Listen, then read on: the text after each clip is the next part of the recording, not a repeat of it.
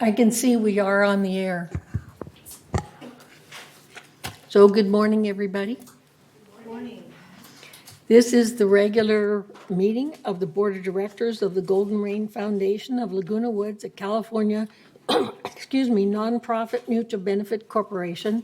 This Tuesday, July 5th, 2022, 9:30, Laguna Woods. The meeting will now come to order. So we have established a quorum, and so the next item would be to have a pledge of allegiance. So I'm going to ask that Joan lead us in a pledge of allegiance. Please stand. Ready? Begin. I pledge allegiance to the flag of the United States of America and to the republic for which it stands, one nation under God, indivisible, with liberty and justice for all.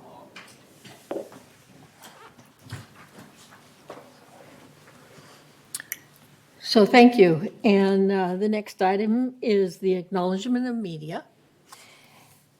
And then the next item, order of business, is the approval of the minutes.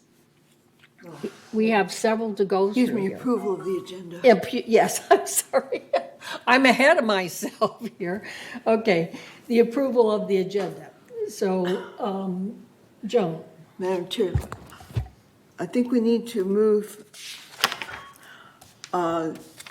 11F should be moved to 12F because 11F is to be read again. It's new business.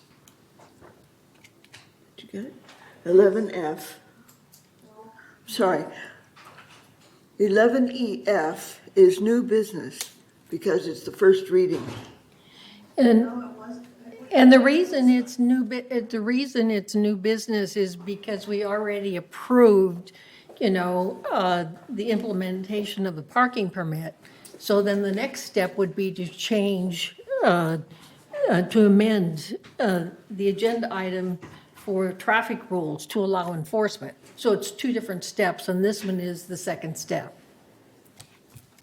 Did I explain that right? Yeah. Okay. And then, Joan, there was, In the minutes, only in the minutes. okay, but I also You had something. want to mention that in your packet, okay, the 12 and the ABC does not match up with your agenda. So I just wanted to mention that. So, because when you look at it, you'll see that nuisance is to be 12A, and in here it says 12B. So I just wanted to make you aware of that adjustment there. Okay. So are there any other questions, any other deletions or corrections to the agenda? Juanita. Juanita? Madam Chair, I question the wording on what is now 12G. It was 11F. Entertain a motion to approve an amendment to the vehicle. It should be either no D and amendment or and amend without amending it. Okay, thank you. Okay, it should be amend. Change that to amend. Approve and amend, whatever. Take off the MENT and the two the. Madam Chair? And Amanda, okay, thank you. I'm sorry, Madam Chair? Yes? I'm sorry, what number was it? I thought you said 12G and I couldn't have. Okay. Well, that's, The wording on 11F. 11F became 12G. Oh, 11F did become 12G. 12F. I don't have any G. Right either, I thought it was 12F. I thought E was going to F. No. 11E, didn't you say that was? 11, okay, let me try again. We're moving 11F to 12F. And you're not moving 11E? No. No. Okay, well, that's what I Okay. heard, I'm sorry. We try to confuse. Yeah. Okay, are there any other corrections or deletions? So if there's no further corrections, are there any objections? If there are no objections, the amended agenda is approved by unanimous consent. So the next item is the approval of the minutes for March 25th, 2022 GRF Board Special Open Budget Workshop Meeting. Are there any objections? If there are no objections, the meeting minutes for March 25th, 2022 GRF Board Special Open Workshop Meeting is passed.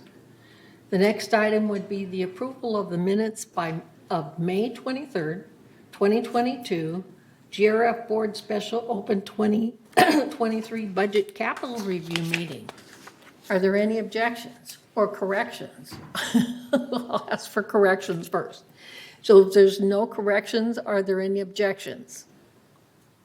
So if there are no objections, the minutes for May 23rd, 2022 GRF Board Special Open 2023 Budget Capital Review Meeting is approved by unanimous consent. So the next item is the minutes for June 6th, 2022 GRF Board Special Open Operating Department Review Meeting. Are there any corrections or? Madam Okay. Chair. Joan, okay. Yes, I have one correction. Please, on the first page of those minutes, under others present, delete GRF Advisor Rosemary DiLorenzo and place her in the last category under VMS Rosemary DiLorenzo. She's not GRF, she's VMS. Okay? Okay? That's all. Are there any other corrections? Are there any objections? So if there are no objections, the minutes for the amended minutes for June 6th, 2022 GRF Board Special Open Operating Department Review Meeting is approved by unanimous consent. So the next item is the approval of the minutes for June 7th, 2022 GRF Board Regular Open Meeting. Are there any corrections? Yes, Madam Chair. Joan? Under 5D, page 7 of 8, next to the last resolved, or the last resolved further, under committee appointments, it should be Resolution 90-22-24, June 7th, 2022, supersedes Resolution 90-22-22, adopted May 3rd, 2022. I have this in writing if you need it. That's it. Thank you. Are there any further corrections? All right. Elsa. I'm sorry, when I prepared, I had to do it online because I didn't get over here to get my copy, so I'm not as. Okay. Are you, It's on the part about the flashing red lights would be. What page? I know, I'm getting to see. Okay. Page 13 of 18, agenda item 15D. And it's 12, it's underneath the resolution 2090-22XX. It Right. says the motion was called to, did you find it? The Uh-huh. motion was called to a vote and passed 9-1. Director Skillman opposed, President Carpenter did not vote. I can't speak to Director Skillman. May I speak for just, Certainly. Director Skillman We got mixed up. did not oppose, and I abstained. So Okay. Director Addington abstained, and Director Skillman approved, so I wanted to point that out. Okay, yes. Okay, so cross out Director Skillman. This is on page 13 of 19. And you could put abstain, Director Addington abstained, that'll do it actually, yeah.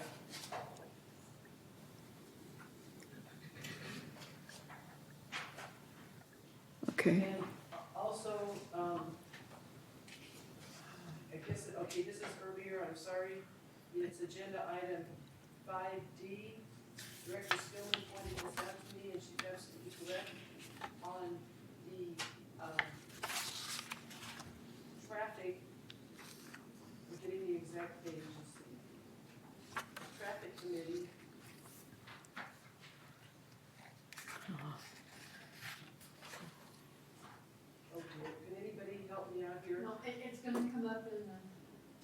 It'll come up today, but Oh, that's right.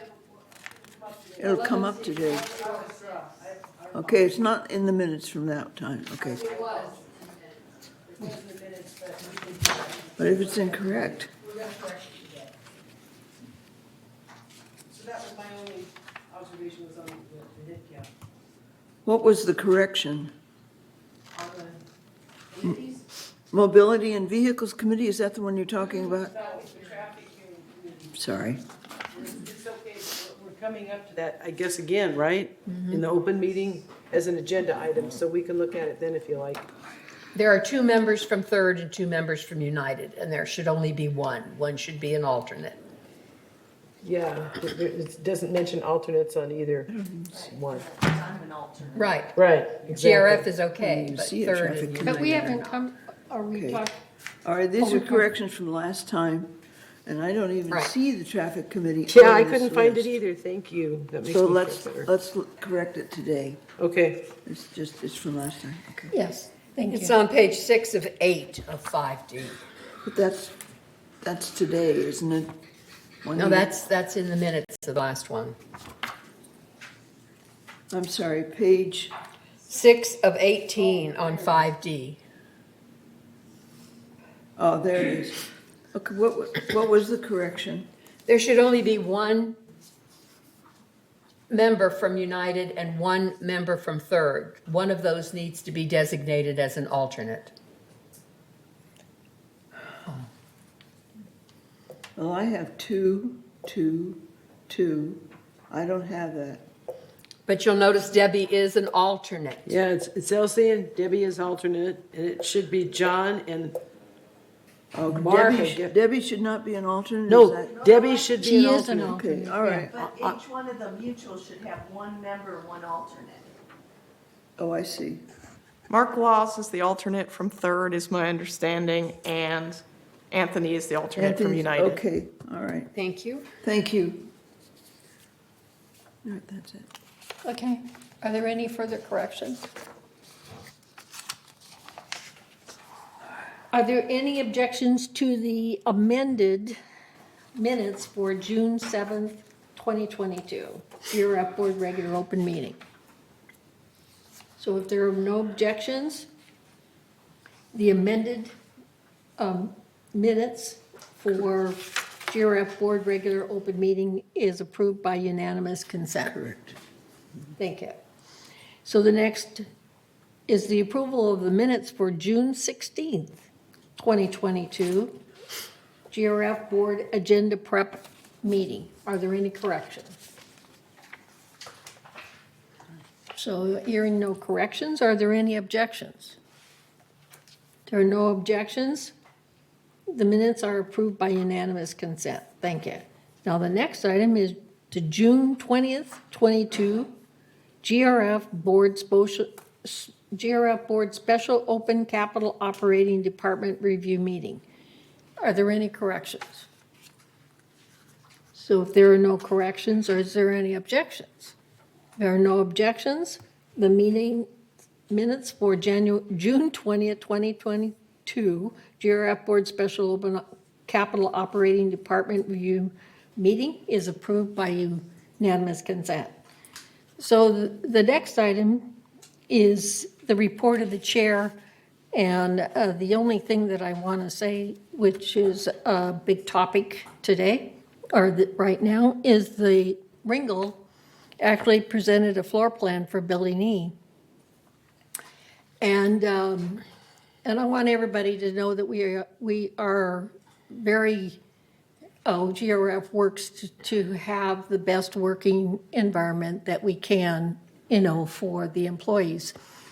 But this first go-around had an extremely high ticket item, and so we just asked them to please go back and look at the space planning again, because we have people that are working over there in the warehouse, and the conditions are really bad, okay? So we really do want to make sure that everybody has a good working environment, so staff is going to come back at an August meeting and present us with a revised space planning.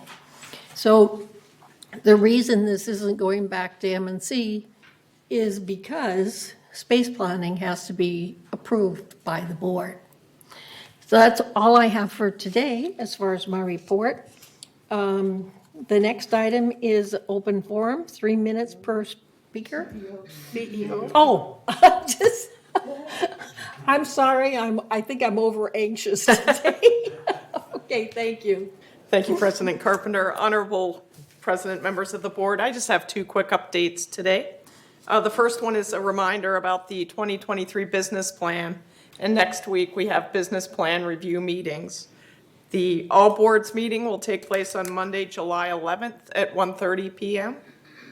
The GRF board will meet on Wednesday, July 13th at 9:30 a.m. to review the GRF proposed business plan. The United Board will meet on Friday, July 15th at 1:30 p.m. And the third board will meet that morning, so Friday, July 15th at 9:30 a.m. All those meetings will take place in the boardroom, and the agendas will be issued on July 8th for those meetings. So please keep an eye out for those. And then my second announcement is from the Recreation and Special Events Department. Just a reminder that the 2023 annual reservation lottery is underway. Residents may reserve 2023 dates at village facilities for special and/or club events by picking up lottery cards in the recreation office or emailing reservation requests to recreation@vmsinc.org. Please remember to return completed lottery cards or requests by 5 p.m. on Friday, July 15th. Participants will be notified of secured reservations by September 1st. And that concludes my update this morning. Thank you. Thank you. So the next item in business is the open forum, 3 minutes per speaker. At this time, members only may address the board of directors regarding items not on the agenda and within the jurisdiction of this board of directors. The board reserves the right to limit the total amount of time allotted for the open forum to 30 minutes. A member may speak only once during the forum. Speakers may not give their time to other people, no audio or video recording by attendees, and no rude or threatening comments. So members can attend the meeting by joining the Zoom link, which is 981-31257-242, or call 669-900-6833, or email meeting@vmsinc.org to have your messages read during the open forum. So I'll turn it over to staff. Do we have any members that would like to speak? Yes, the first speaker is Chris Collins, Manor 3306Q.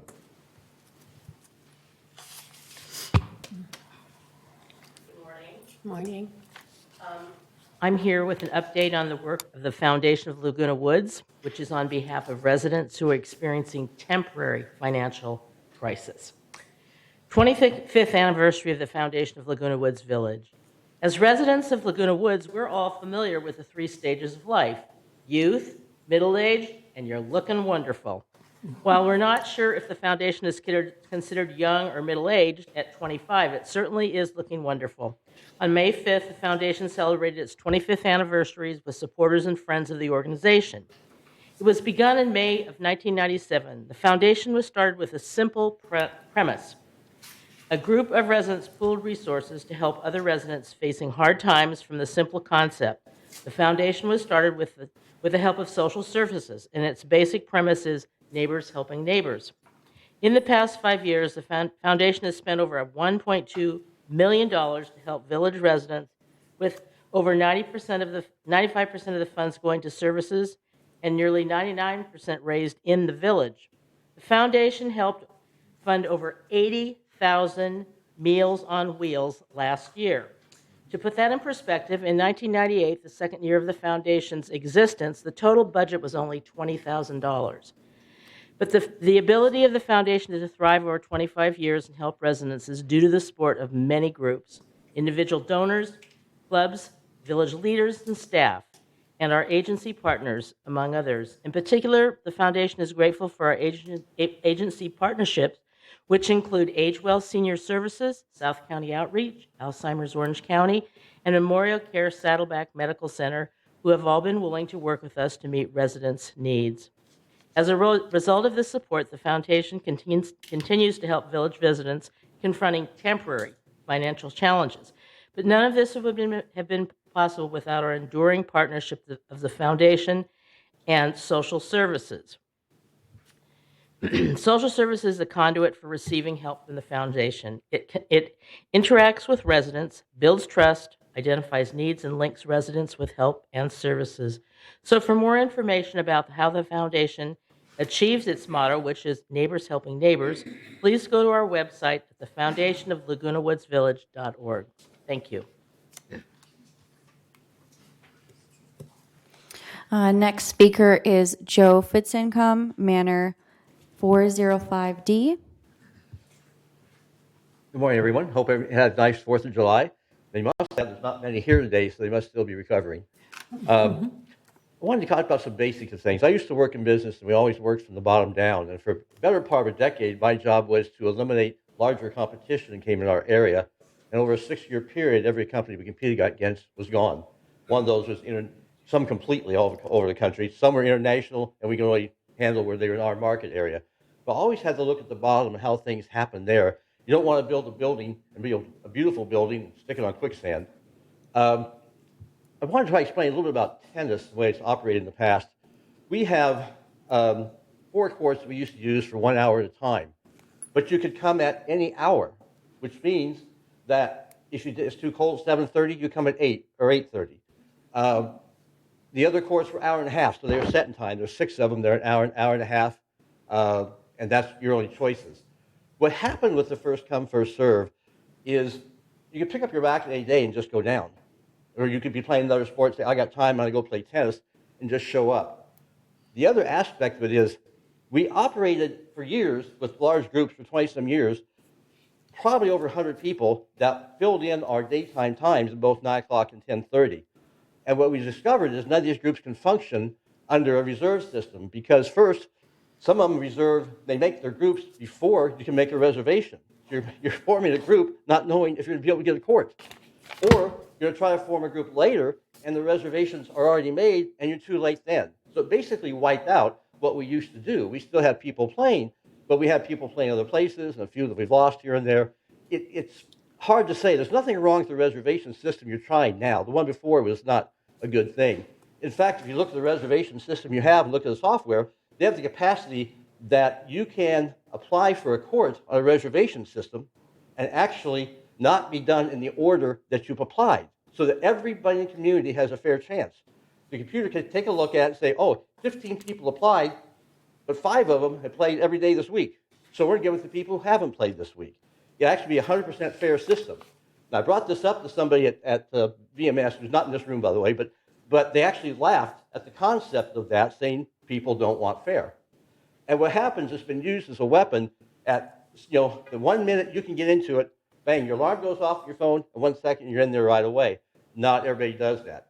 So the fairest thing we have is first come, first serve, and have that happen. If we end up with the reservation system, somebody should talk to me. I'm kind of familiar with some software things here and there. But you can make it, at least you're not get sued over it, and you get a situation where everybody in the community has a fair chance to sign up, whether it has to be a 1 second type of thing. You can take it, have any time of day, and the computer will figure out a criteria who's played the most and let other people play. Thank you very much.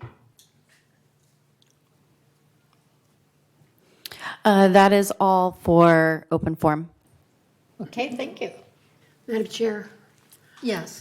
I'm sorry I didn't fill out a card, but I would like to make a comment as a member.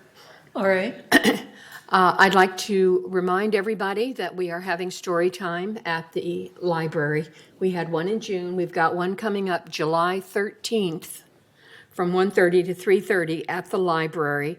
It's geared to children 3 to 6, but just the type of books that we read. But anybody, any child is welcome. And so I just want to get it in advance. If you've got grandchildren coming in, please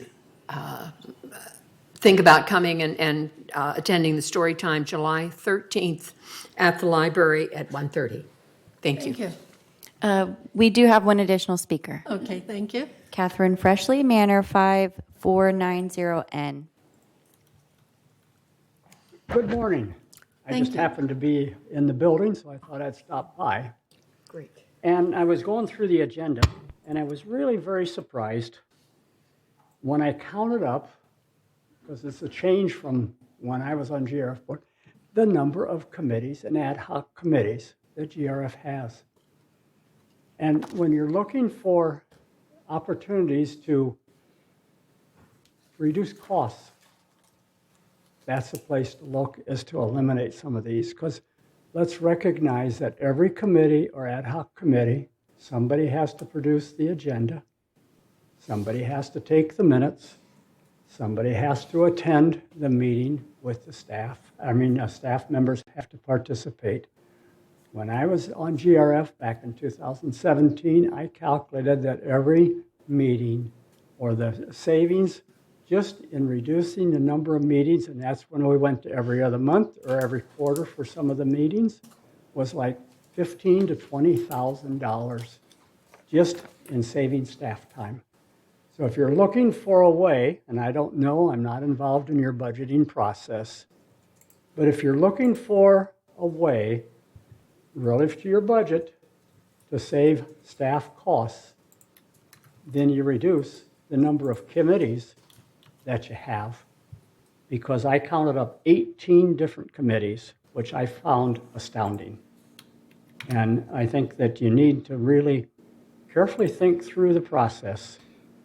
That's one means of getting your payroll costs under control, because you're eliminating then some of the activities that people may be involved in or required to be there, because according to the laws, at least in the cases that I've been involved in, you always have to have somebody taking the agenda, somebody makes the agenda, somebody sets the agenda, and then somebody types it up and distributes it, and then somebody's at the meeting and they take the minutes, and the minutes have to be produced. And those are hours of staff time.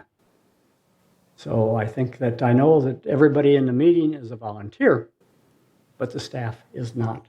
And so just, you might want to think about it. It was not something that I came in because I was thought from the budget. I just started looking through the agenda, and you don't want me to come and look at your agendas because I might end up being critical on some things just because I happen to live here. So thank you.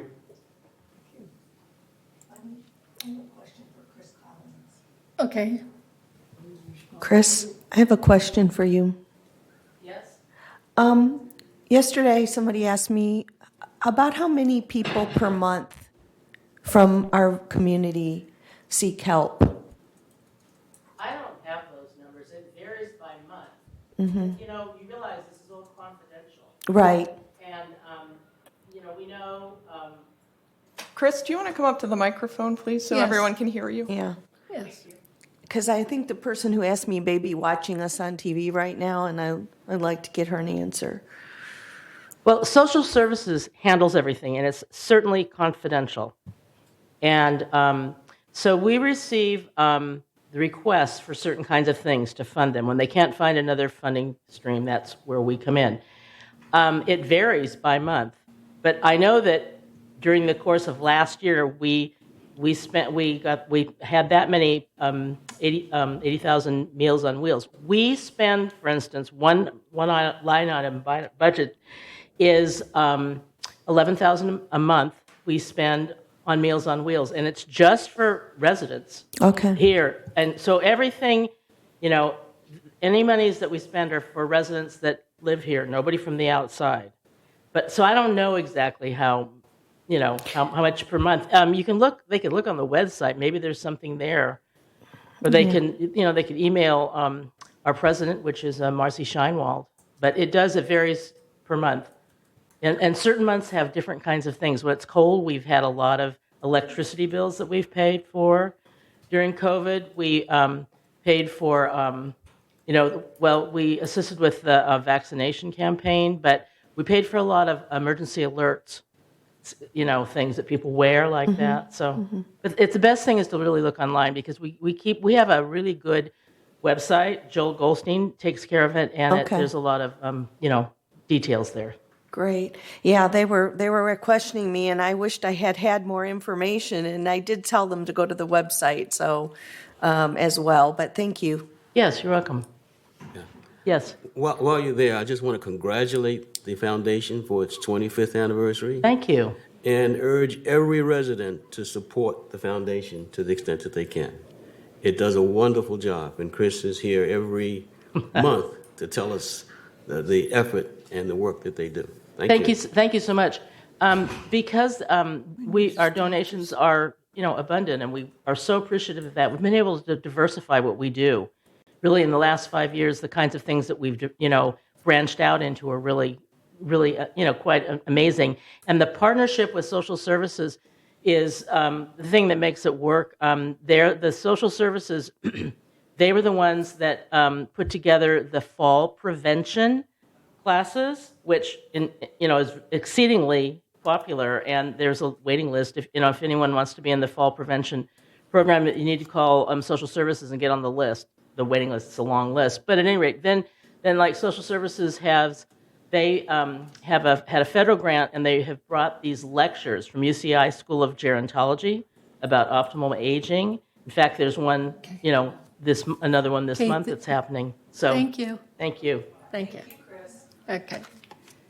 So, is there anyone else that wants to comment on, Juanita? I'd just like to point out to Catherine that, yes, we have a lot of committees, but 6 of those are ad hoc committees. They do not meet all of the time. Some of them meet very frequently, like the ITech committee that meets weekly. Wow. Some of them meet maybe once every 3 or 4 months, some only as needed. We have one select audit committee that only meets during budget time. So we really don't have 18 committees that meet on a monthly basis. That's good to know. So thank you, Juanita, but I also want to point out in regards to the meetings, the sometimes meeting every other month has prevented some of the committees to be able to go forward, especially M&C. So in order to keep with, the 2 every other month, M&C had to have workshops in between just to be able to get everything done. And the other part is that we are working very closely with staff. We're working closer with staff than we ever have before. And trying to refine some of the processes so that we can have less time for staff to be involved. So we're doing a lot of things in that area that probably, it's behind the scenes and a lot of people can't see it, so. But we are doing something. So, is there any other comments? Jim? Yeah, it's not on the committees. It was on the tennis courts. It's actually more of a question. Did I hear you say the thought that the reservation system was being used as a weapon? What happens is, some sports use this, some people don't have the technology, some people don't like the technology or can't use it, and obviously we have various ages and various skill levels here, so there are people it does lock out. In fact, when you look at the courts, you'll find most of the reservations, like 2/3 are made by 7 to 11 people. But what's happened by taking the technology and making it 72 hours you can start in, if someone jumps right on that 72-hour moment, then courts can be gone. There's days we have empty courts, people don't go down because they were used to first come, first serve because they don't know if they've been reserved. But yeah, you can take and they've bragged about it before actually in terms of you get in that one moment and away you go. That's why I mentioned the other system you're looking at actually, and that's where it has a function in there where you can make that almost a controlled circumstance lottery to some degree, I guess, but that would at least make it fair. It wouldn't help the 100 people in the groups in the morning, the people who prefer the other. But yeah, people kind of weaponize it. I think one of the people, if there's a pickleball person one night came to me and used to play at nights. So just such a, Thank you, Joe. But yeah, they couldn't get on after years, so. Is there any other questions? Yes? Yeah. Okay, Joan? Here I am. Oh, You remember me? Ann, I'm sorry. Okay. I disagree with Joe about them using the system for a weapon. Times have changed, and people keep talking about tradition and the way we used to do things. The people have changed. The people are younger. They want reservation systems. 95% of all of the tennis facilities use a reservation system. So I'm saying if there's a problem and you disagree with what I'm saying, you should bring it to CAC. Thank you. Okay, Joan, did you have? No, Yvonne said it. Should bring it to CAC again. Right, okay. Elsie? Thank you, Madam Chair. And I just want to mention, since this has been brought up in a televised forum, I want to remind anybody that's listening that the current reservation system applies to 3 out of 10 of the courts. And I'm sure Joe didn't mean to be misleading. I mean, I'm sure the resident didn't mean to be misleading, but it kind of sounded like the whole tennis operation was on the reservation system, and it's not. It's only 3 courts out of 10. Thank you. Thank you. So if there are no further responses, we'll go ahead to item number 10, which is the consent calendar.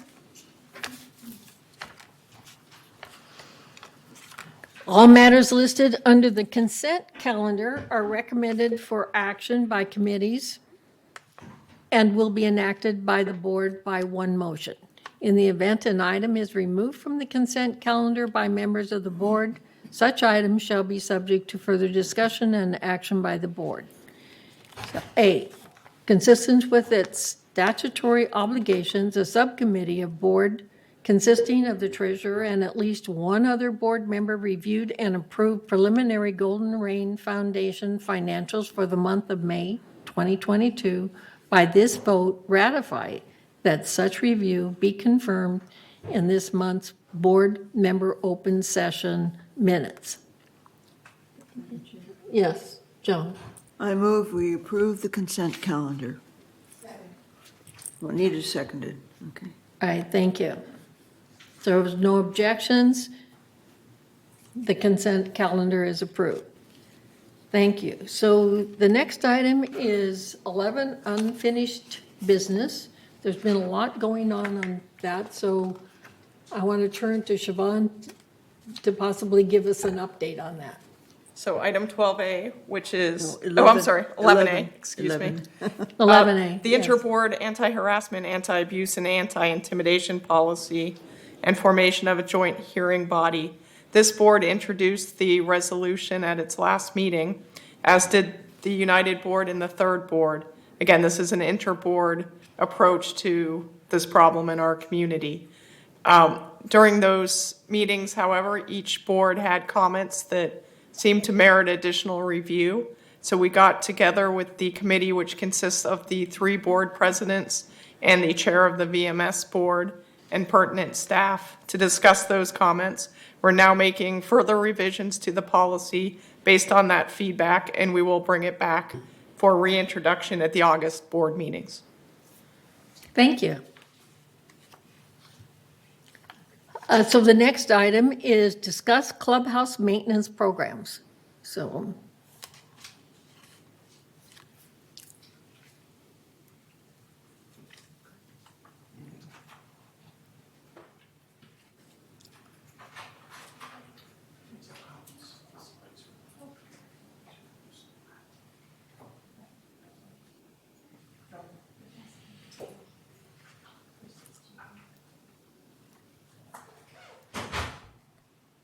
Good morning, board members, and welcome back from a holiday weekend.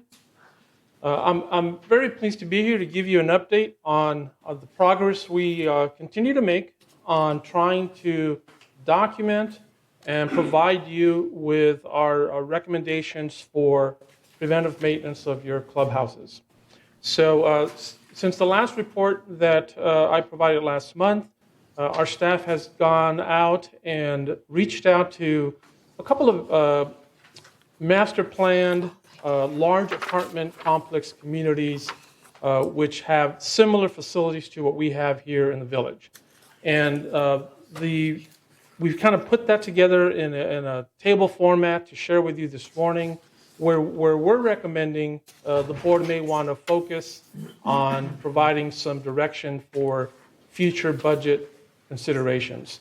So, Michaela, if you can go to the first slide.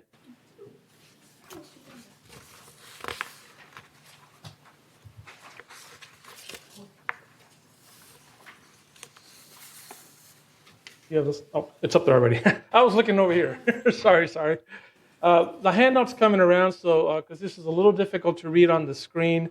But what I've tried to do is just, again, to keep in a consolidated form the information that you've already received at our previous two meetings, and then some new additional information that we've added on. So one of the items that we talked about last month under routine maintenance was landscaping.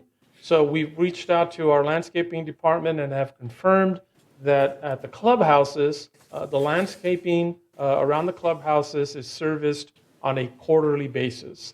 And Mr. Weeman is comfortable that his crews are, based on the current budget, is adequate, but we would certainly welcome your input if you think that that's something that we want to change. But right now, landscaping and routine, what I call custodial services, are done as shown on the exhibit there, and we're not recommending any changes to that. So our focus has been on the more preventive maintenance type issues, and we talked a little bit at the last meeting about how we do that and how we could bring those more in line with industry standards.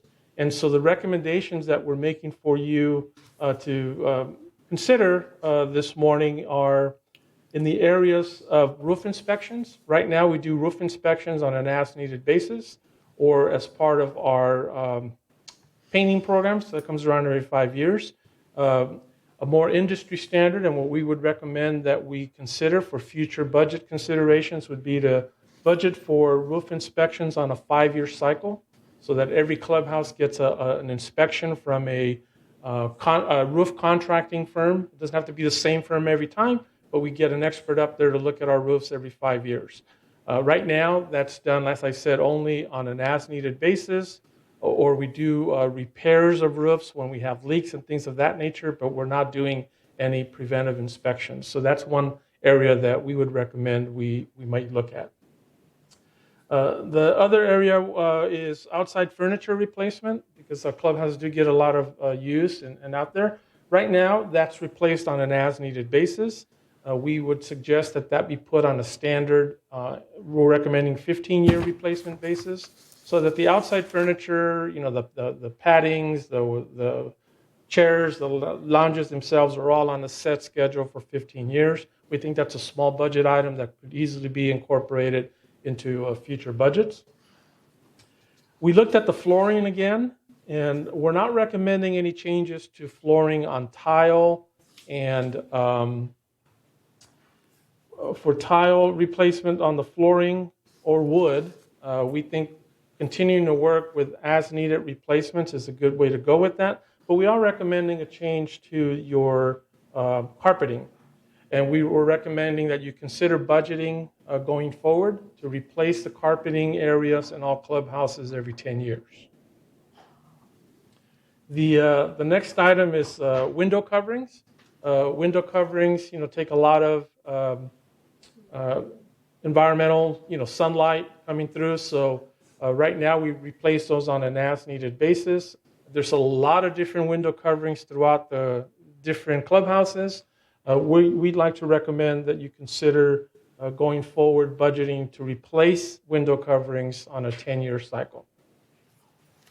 And then the interior lighting was another area that we talked about. I did confirm with our staff that the majority of our clubhouses are now switched over to energy efficient LEDs. There's a few that still don't have them, and that's because either the the infrastructure was not in place, and to change them out would be a significant cost, and that's something that we would then look at putting into the capital plan as a capital expenditure. But we do have LED fixtures throughout, but in those areas that we don't, we'll start looking at where it makes sense to put those into the long-term capital plan based on other work that might be going on in those clubhouse facilities. And then we talked a little bit about interior paint last time we met. I suggested that maybe that might be something that where the community might kind of see the most benefit if we were to put that on a set schedule. So based on industry standards and some of the research that we did, we're going to recommend that you consider painting the interior of the clubhouses in what I'm calling the high traffic areas, lobbies, hallways, the gathering areas such as your ballrooms and community centers. Paint those on a 3-year cycle, and then those areas that get a little less use, such as the offices, stairwells, storage areas, things of that nature that are not so visible to the members, have those on a 10-year cycle. And so all of these items are right now in some form or another are in your capital plan, but they're like every 15, every 20 years. So if you are comfortable with this type of a recommendation on the items that we've recommended, or if you want to make recommendations on any other, what I would recommend we do is, because you're so far along now with your 2023 budget, is that we not try to make any changes at this time to the proposed 2023, that we use this as direction for when we start putting together your 2024 budget, and then have these cycles then built into your recurring capital plan from that point forward. However, we certainly would take direction from the board if you want to do that differently. The next slide, the other document I provided you is just to remind you that your capital plan already includes funding for assessment and renovation of your clubhouses.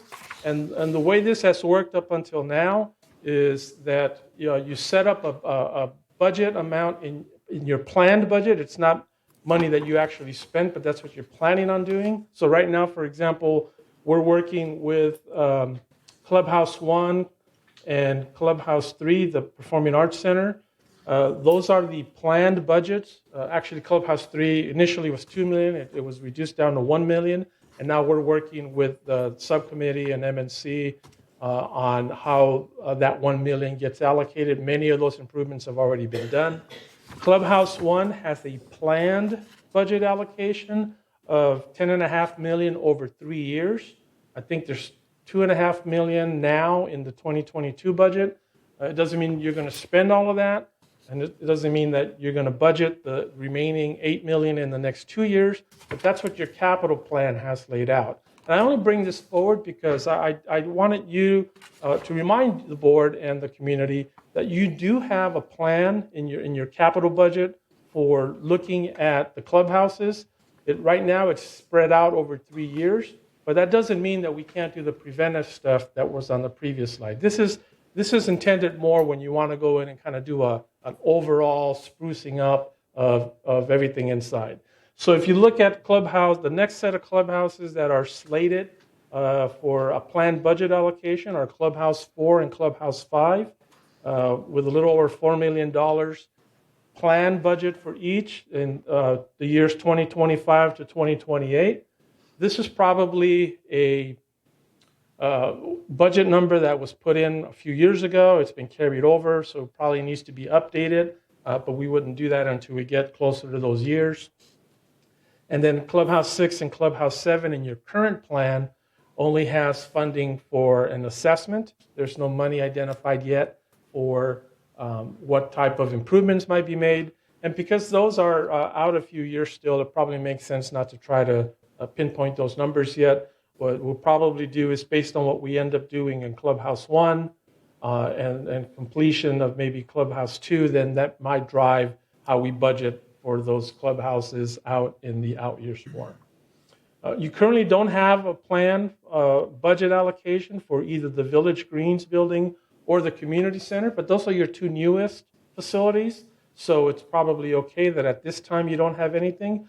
but that's probably something that we need to revisit again, probably in the next couple of years. It's not an immediate need, but it is something that I think, based on the results we get out of the reserve study that's currently getting wrapped up, we'll use that information to program something out for those two facilities in the out years. So that's my update for today. Happy to answer any questions, and I think what hopefully we could, if after you have a little discussion, if you're comfortable with this, we'll use this as direction for next year's, the 2024 and going forward business plan, as opposed to trying to incorporate or change something in the current plan, because I think your assessments have already calculations have already kind of been laid out based on what you've presented already. Okay, Jim?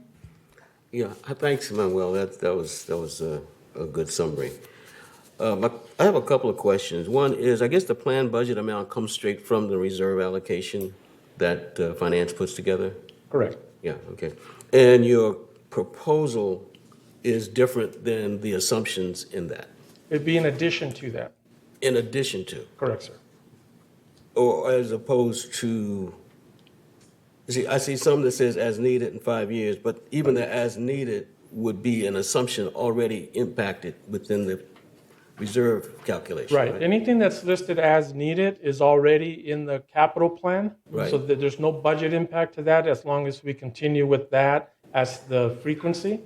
It's only on those where we're recommending that you increase the frequency that would have a budget impact. So the reserve planning, appropriation planning, assumes that roof inspection and repairs are done, but there's no set, say, 5-year plan, or with outside furniture, it's as needed, there's no 15-year plan. Correct. So I guess my question is, there's an assumption already in the financial package. What does this do to those assumptions? And I know you can't answer that because finance has to crawl through those numbers. But I think the next time we need to see what finance assesses the impact on the reserve is, so that the financials are part of the decision we make, not just maintenance or no maintenance or extended maintenance, those kind of things. Right. I think we need to know all of it together. Okay. So that's, this is a good start. This is a great start, but we need to understand all of it. Thank you. Elsie? Thank you, Madam Chair. This is a very technical question, Manuel. What do those two asterisks stand for? I think you maybe mentioned it, but I didn't understand. I did. In the first Clubhouse 1 through 5, the budget plan includes funding for both assessment and actual renovation. For what funding for? Assessment, in other words, making an assessment of the building, what needs to be done. Oh, okay. And then an actual renovation, actually money to change the carpets, change the lighting, change whatever. And for Clubhouse 6 and 7, the business plan right now only has funding in it for the assessment component. It doesn't have money for renovations yet. That's because they're in the outer years. Coming out and assessing the issue and drawing up a set of plans like we just did with the third floor. Something like that. Oh, okay. Thank you. Mm-hmm. That was a technical question after all. Okay. So my question is, we just had a reserve study that was completed but hasn't been presented to the board yet, okay? And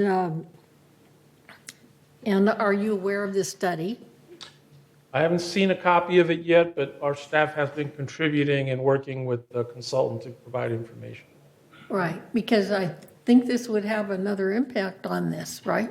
I think that's what Director Hopkins is saying. Yeah, it would have some impact on it, no question. The reserve study itself is more of a financial package than it is, an assessment of each one of these things that Manuel is talking about. But it is meaningful to merge the two, and I think that's what we're trying to do, and that's why I said finance really needs to take a look at this so that they can do that comparison with the reserve study, what they already have in their financial assessments, and what you're putting here now. So this kind of got to triangulate this and make it into one document that encompasses all of it.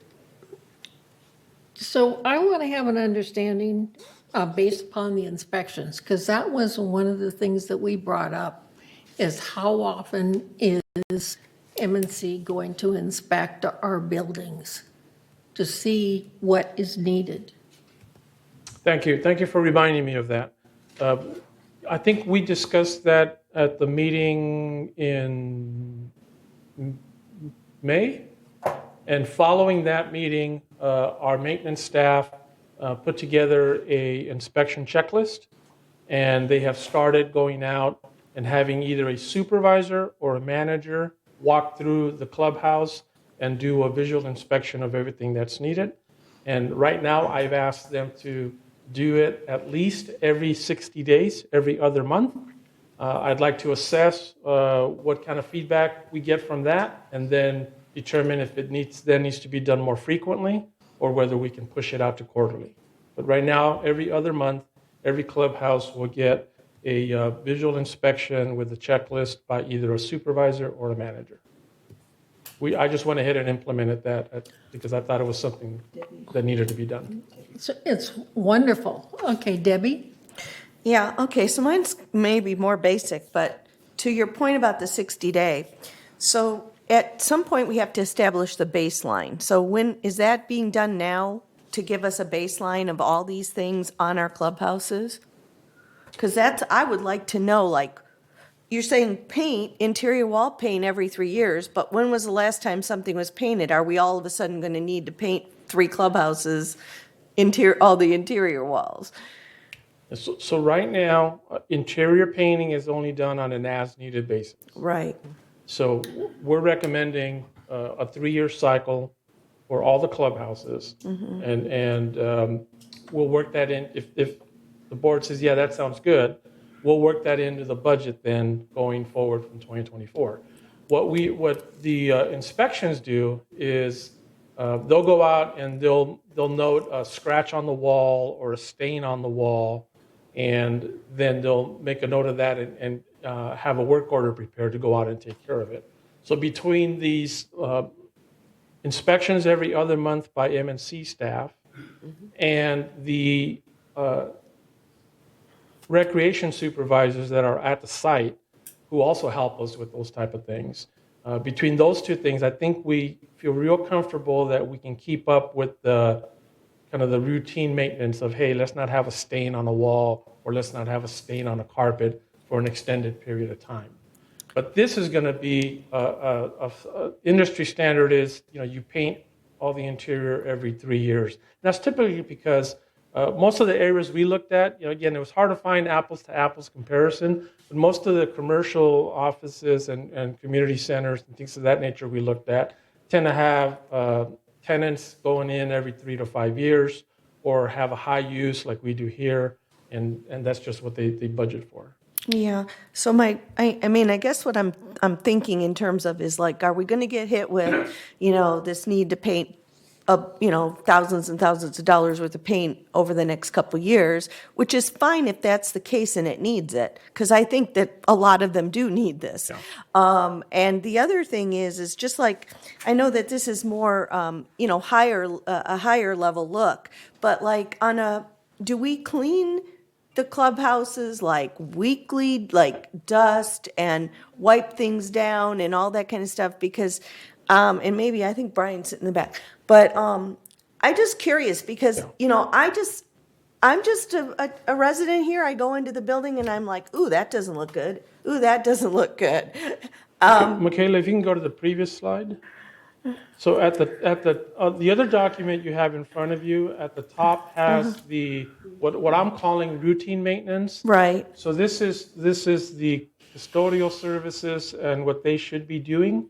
And I know that Mr. Carroll has a similar follow-up inspection for his staff for that, but I don't know if dusting is included. Well, as not needed, here. who decides when it's needed? I guess that's the question. Who decides when it's needed? The custodial contract has these elements shown on the slide. This isn't the entirety of their scope of work. Right. I don't know if like dusting is, but that contract, they go through every night and do, let's just assume, vacuuming, wiping down surfaces, Okay, things of that okay. nature. I don't know if dusting is part of that, but we can check on it. Well, I was just curious, because as needed, that everybody You've said goes to that your already. house. Some houses are cleaner than others, right? As needed is in the mind of the person looking Right, at it. right. So that's where I'm at with that. I want things to look nice. I mean, we're here to make sure that our buildings are safe, that they're functional. We're not a resort community, but we should have very attractive facilities, and that's my thing all along with being on all the committees that I work on, which is renovation and things, is to make sure these are functional, safe buildings that we can use for all the activities that our residents enjoy. And the other half of your question about is going to be a budget impact, it is.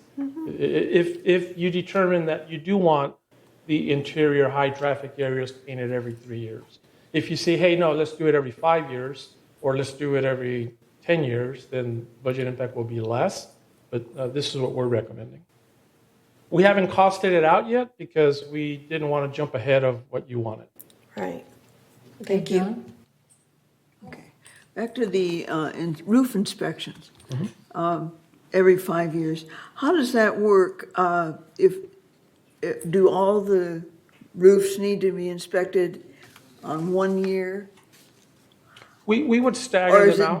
during the year so that one roof is inspected, then another, and so on? Because, yeah, I'm just asking.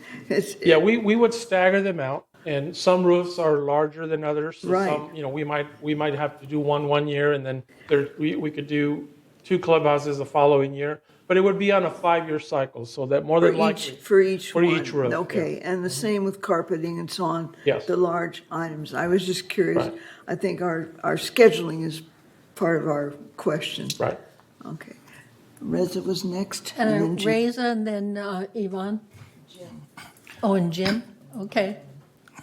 Well, thank you. The facility management in general, they have a program that they run for the facility, how they maintain everything. I've hardly seen preventive maintenance referred to as needed.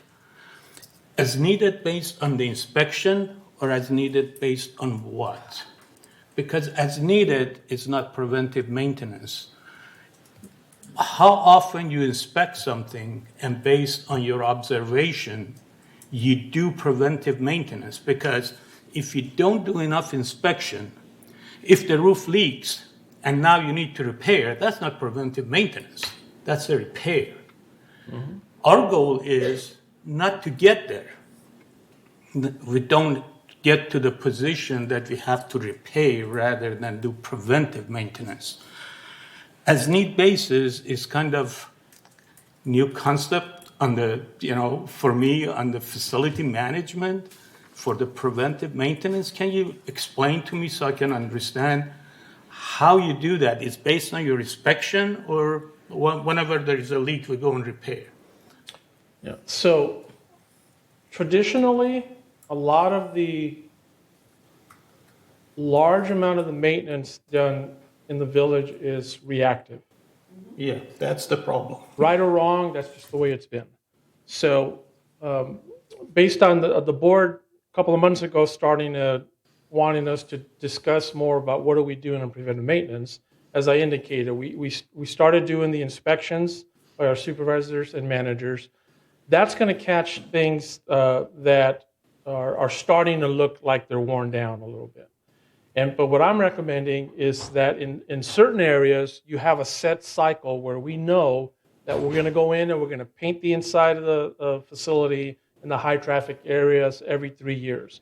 Now, if we get there in year 3 and it's looking great and it doesn't look like it needs it, then we'll probably say, hey, let's push it out a year. We're not going to spend money just to spend money. But right now, we would only do it if probably when it got like bad enough that we were getting complaints or people were saying, hey, it's starting to look bad. And so it's very reactive as opposed to preventive, which is, and there's different ways to doing that. As needed, what we say by that is, for example, let's just take this room. This carpet right now looks very nice. It wouldn't need to be replaced. Somebody might say, well, it's an ugly color, it looks terrible. but the condition of it is nice. Once it starts getting worn, then that's when, in our mind, okay, now we need to replace the carpet. But it's not on a set cycle. It's on an as-needed basis. I don't know if that helps. Yeah, that's, I think our goal right now, I think with all the discussion, is get out of the reactive mode and go to the proactive. And with that, I think your inspection and baseline, I guess you brought it up, your baseline need to be established. For example, if as a board we ask you, what are the condition of window covering in Clubhouse 1? You have inspection that tell you they're in good condition. We inspected 3 months ago and we're fine. But right now, I don't think we have that. We are still in reactive mode. That means as need basis for me is repair, not preventive maintenance. You're correct. We did not have that, but we now have instituted a inspection of the interior of every clubhouse every 2 months by one of our supervisors or managers. So we will have that information going forward. Okay, it was Yvonne and then Jim. Yippee. This is a good first start. I want to tell you that. And I think you're right, shooting for 2024. The one thing that I'm interested in is are you going to standardize some of this stuff? Like, let's say window coverings that for each of the clubhouses, we know if it's time to replace those, we just put an order in for them. But they'll be the same in each clubhouse. Yes. That's my question. Yeah, the answer is yes. The window coverings obviously will be different for each clubhouse, but working with our finance department, we have the capital plan is a spreadsheet that is actually 30 years out. So we populate that. We bring to the board a 5-year snapshot, but if you open up that document, which I have, and then you look out, you'll see that, for example, every 15 years, you have painting the outside of Clubhouse 1 or whatever it's going to be. And so that's in there. But because we bring you that 5-year snapshot, you don't always see what's out in the outer years. But we will populate that with whatever frequencies you decide you want to do. This is our first recommendation at it. If you were to say, yeah, this looks good, let's go ahead and start budgeting for painting interior every 3 years, then we would go in, and every 3 years, you'd see a line for Clubhouse 4 interior paint every 3 years. You know, let's make up a number, $20,000. Okay. And I get that. And I'm talking about standardizing stuff that we're going to buy. Let's say you're going to buy Brown Jordan patio furniture for the pools, or we're going to put, I don't know, window coverings like this. They'd be standardized. That's all I'm saying. We would probably look to the appropriate committees for some guidance on that. Okay. Because I think every clubhouse is different, and I'm not sure that you can have a standard for each clubhouse, maybe. Yeah. But we looked for some guidance from the committees as to how standard you want to make some of the equipment and fixtures in each building. Fixtures, that's the word I was looking for. Thank you. Okay, Jim? Yeah, I would actually look for guidance from your department. We never hesitate to make a you are the recommendation, but experts. we know that ultimately it's You are it's the board who experts. We're decides. part-time, everything else, okay? And so, yeah, we provide, I call overall direction. But in terms of the guidance and specificity as to how often to inspect, what to inspect, all those kinds of details that go into maintenance, I would expect that to come as a recommendation from your department in concert with finance and the rest of the team. So I would disagree with you that it's what we want.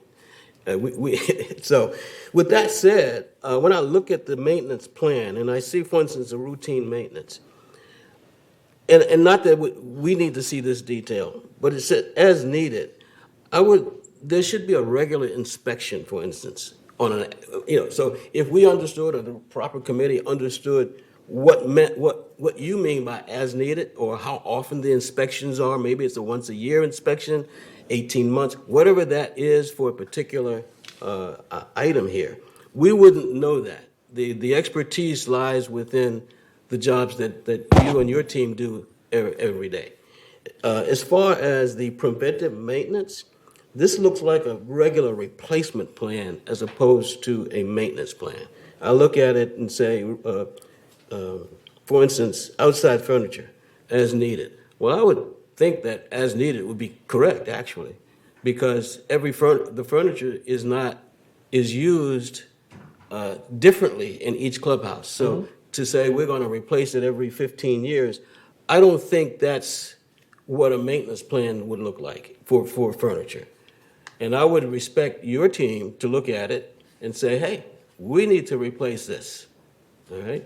And that's what at least me, I'm looking for in terms of a plan. Not to say we're going to replace everything on a regular basis.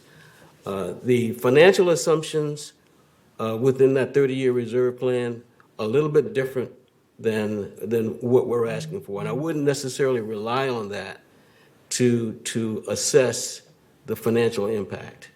I think you do what you think you should do, and then look at the financial impact. That's how I would look at it. Dan?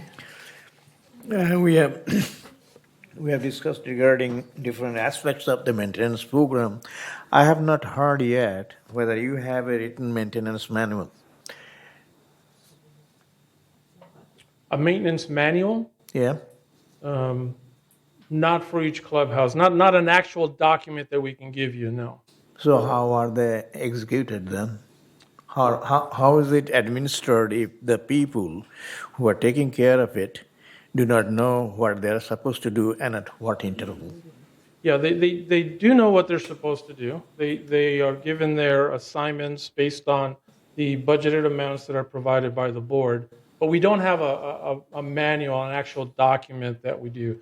We're starting to get there with our documented every other month inspections. That'll be part of that. We maintain, for example, warranty information in our files. So we do have information like that. We maintain when new equipment is installed, when it requires for a contractor to come out and do the routine maintenance. So all of that information is maintained in our electronic file system, but we don't have something called maintenance manual per building that I'm aware of. But Manuel, you do have SOPs. It is my understanding now that you are attending to those needs as needed, and if it is reported by somebody or something like that, what I'm suggesting, perhaps a more structured maintenance manual would be to your advantage to take care of such events. We can certainly look at making sure that we have sufficient documentation for that. Our CEO reminds me that we do have standard operating procedures for many things, and it could be just a matter of compiling all that into one location, and we can certainly look at that. Okay, thank you. Juanita? Thank you. I notice only Clubhouse 2 has the annex building called out. Your every other month inspections, would this include the annex or auxiliary buildings, if you will, or just the main clubhouses? I, of course, am most concerned with our library building.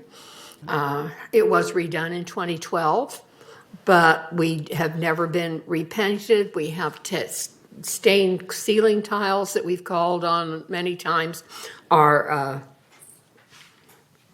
things like emptying trash cans and those kinds of things are not done on a regular basis. We often have to call the supervisor at Clubhouse 1 to request that kind of thing. So, and the other one I'm concerned about is Clubhouse 4, which has outbuildings. And even the now used as storage room, basement room under the annex room of the pool is bad. So I just wondered if your inspection is going to cover the outbuildings. Clubhouse One has lots of them besides the library. I know. Or is it just going to be the main clubhouses? Our intent is to do all buildings. All buildings. All buildings. Thank you. Joan? So that naturally includes the History Center, which is right next door to the library. And that was my question It too. is a separate building, and It I'm is not a sure that separate it's building, owned by right. GRF like the library is. They're a separate 503C. I think But the we History do Center own the building does not because do in the the work. 5-year plan, there's money like 10 years out to replace the roof on it. So I think we do, and we would include that. Again, we haven't in the past, but going forward, our intent is to include inspection of all the buildings that are GRF responsibility.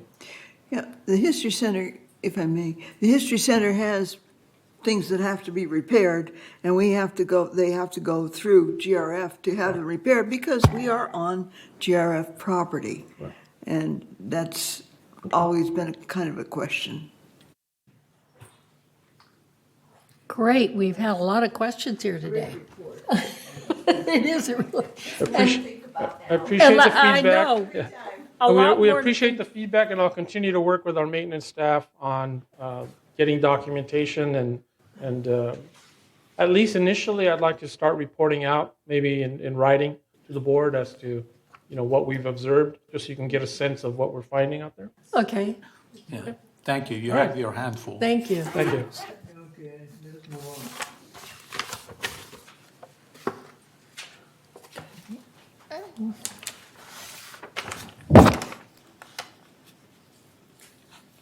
So I'm looking here. So the next item on our agenda is to entertain a motion to approve the replacement of stop signs throughout the community. Wait a Now, minute, wait, no. we it's discussed, committee. update committee. 11C. Okay, I see. I can't read my own writing. All right, 11C. We are to update committee appointments, and I think there will be some adjustments to the Yeah. committee appointments. One of them is, we would like to dissolve the Equestrian Center Ad Hoc Committee. What page is that? The last page, I think.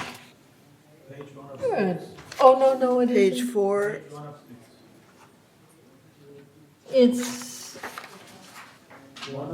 1, I didn't see where. page 1 of 6. Yeah, okay, now, I want to mention that we really did accomplish what we needed, and staff that we work with has agreed that we've accomplished what we wanted to accomplish, and they will continue, we will continue to work with them, but work with them through the CAC committee.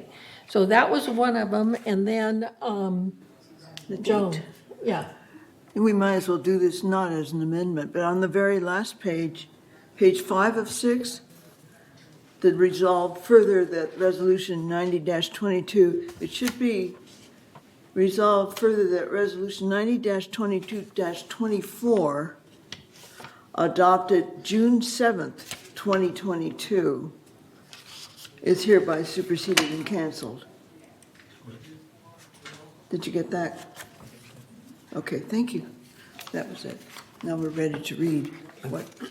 Juanita has one other thing before we go ahead. okay, Juanita? Yeah, Madam Chair, I did bring this up at Agenda Prep.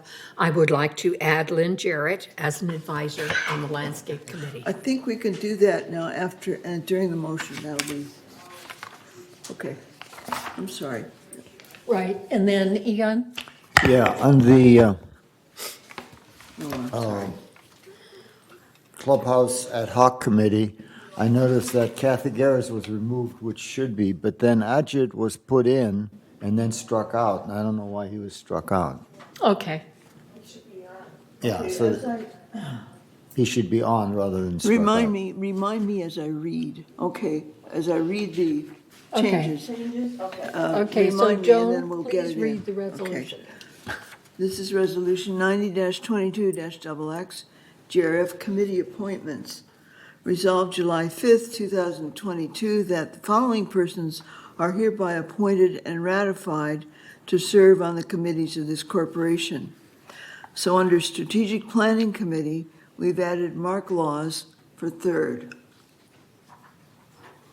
Under Community Activities Committee, we've added Jules Zalen as the alternate for third. We have dissolved the Equestrian Center Ad Hoc Committee. Skip to the next page. Yes. Under the Landscape Committee, please add Jules Zalen, third. And Lynn Jarrett, advisor. And thank you, Lynn Jarrett as advisor.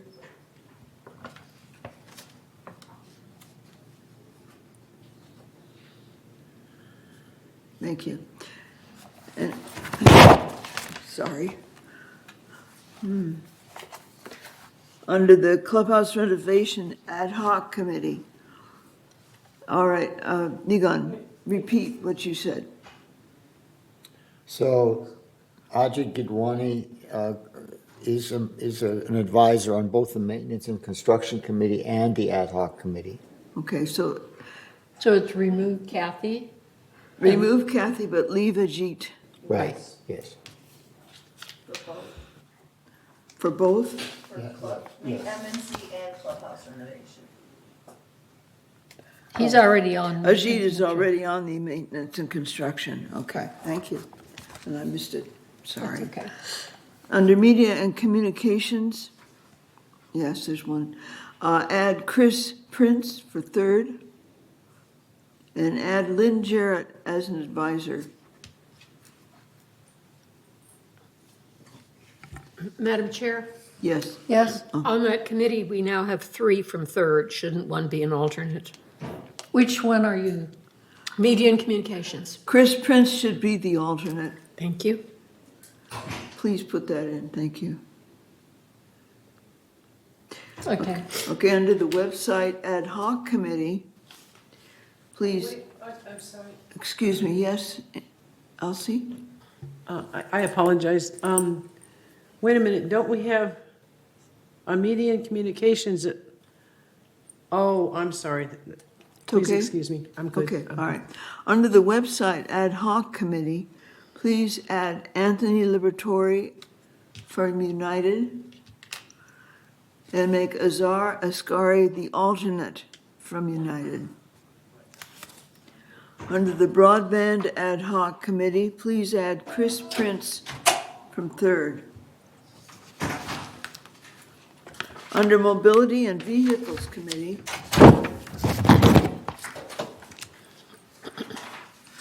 make James Cook third alternate, okay? And eliminate Ralph Engel from third, but add John Frankel from third. And then Security and Community, any changes? All right. Other committees, any changes in those other committees? Under Purchasing is the next change.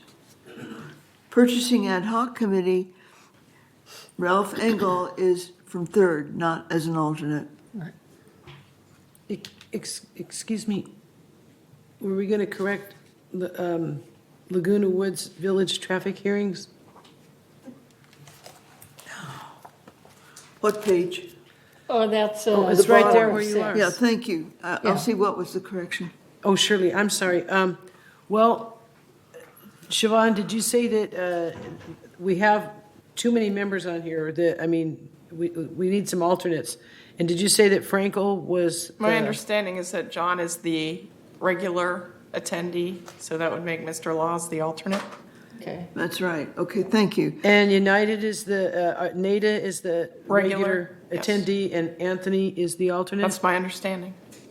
Okay, so that's my proposed correction. Madam Secretary, thank you. All right, did you get that? Did you get that? Okay. Thank you. Also on purchasing ad hoc committee, you have 3 from the 3rd. One of them alternate, or all 3 of them are member? Ad hoc committee, we're not, Ad You're hoc not committees, you limited don't to worry do Doesn't about as it. matter. many as you want? yeah. Ad hoc's okay. All right. Thank you, folks. All right, so the next change is the Insurance Ad Hoc Committee. Add Chris Prince from 3rd. Let's see. And since it's an ad hoc committee, we don't worry about alternates.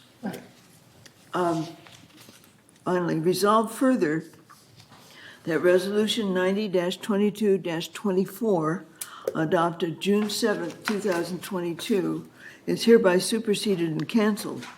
And resolve further that the officers and agents of this corporation are hereby authorized on behalf of the corporation to carry out this resolution. I move we approve this resolution. Second, Juanita? are there any objections? Could I get who seconded the motion? Yes, I moved Thank you. it. I moved it, Juanita seconded. Thank you. Thank you. Are there any objections to the updated committee appointments amendments? So there's no objections to the amendments? The committee appointments is approved by unanimous consent. Unanimously. Thank you. So the next item, okay, is to entertain a motion to approve the replacement stop signs throughout the community. And the 28 days notification has been satisfied. So Joan, would you please read the resolution? Okay. Resolution 90-22-XX. Replacement of stop signs.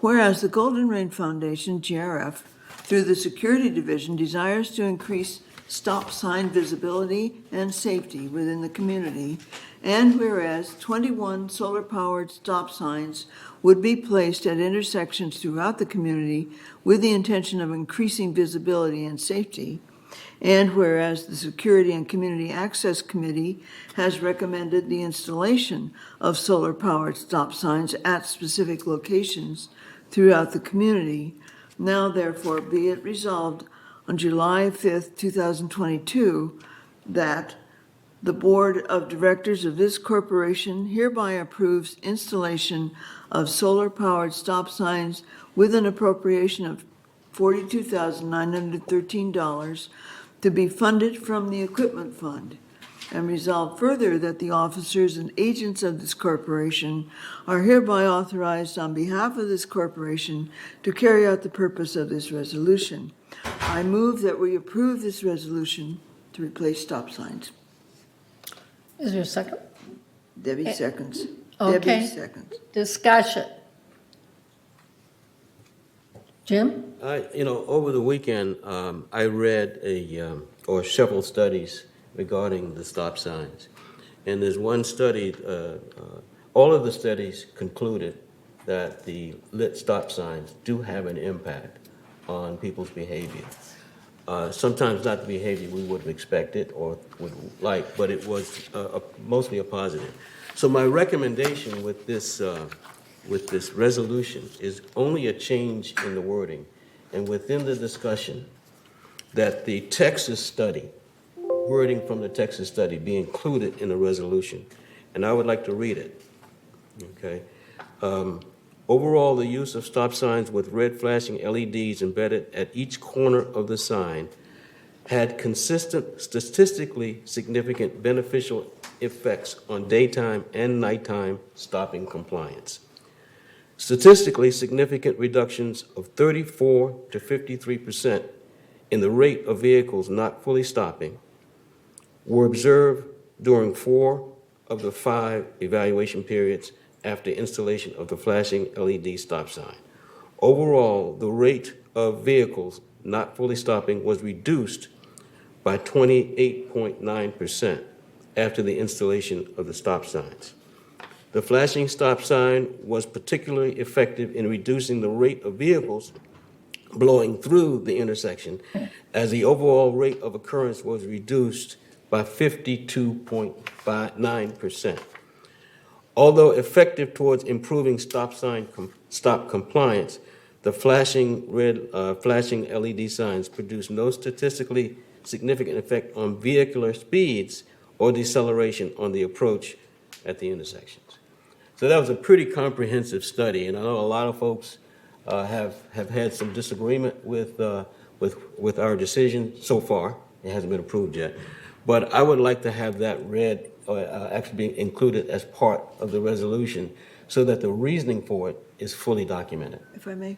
So, Joan, yes. I think maybe as part of the resolution, but I would like to see it published in the Breeze, that particular study. So if you'll forward to me that information, Absolutely. we'll get that in this Breeze if you hurry.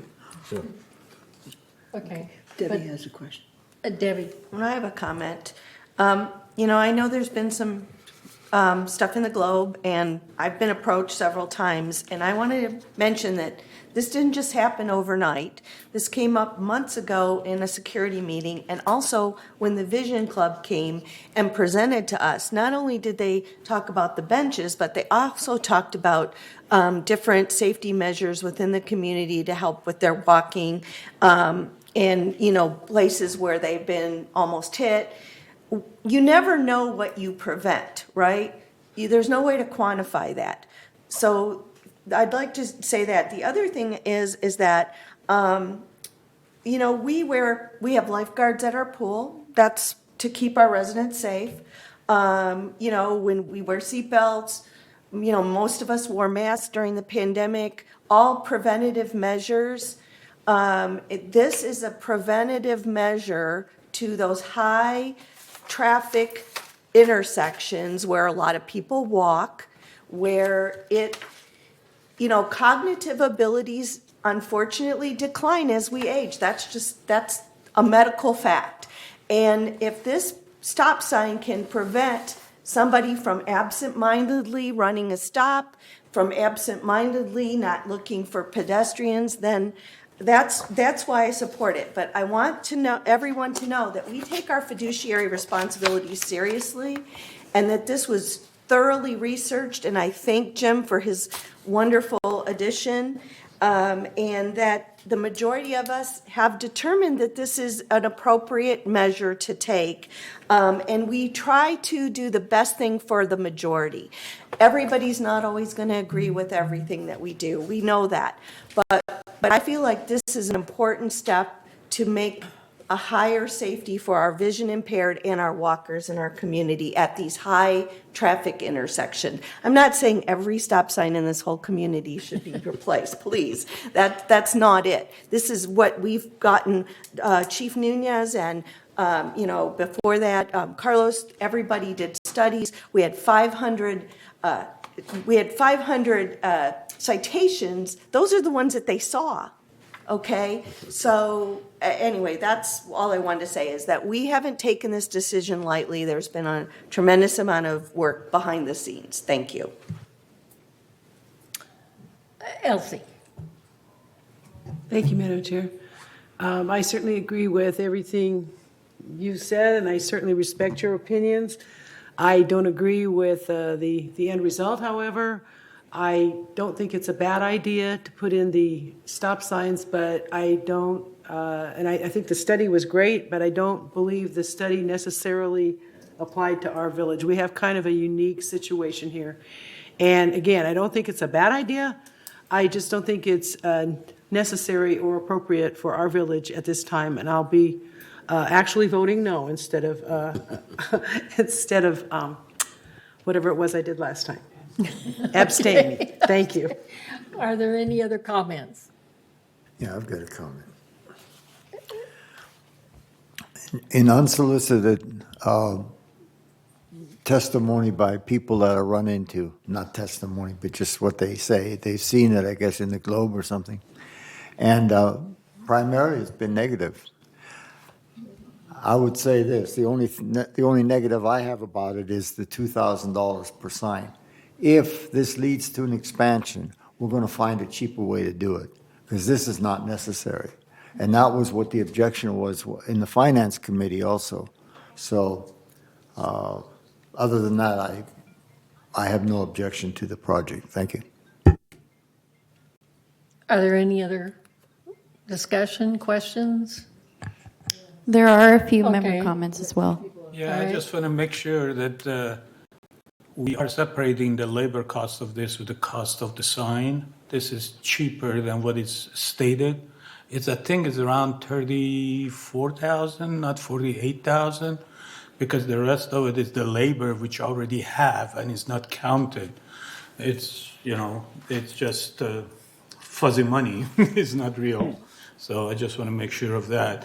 In general, this is what we need to do in order to make sure that we've done or due diligence about people that came here and asked for support and help on this issue. And spending $32,000 to make sure that they're taken care of is not a major spending that some people may say we haven't done our fiduciary responsibility. That I don't agree with. We look at this, we debated it, and people came in. There was a lot of people came in and asked for some support in this area. And that's what this board decided to move on with a small 10% of the sign that we have.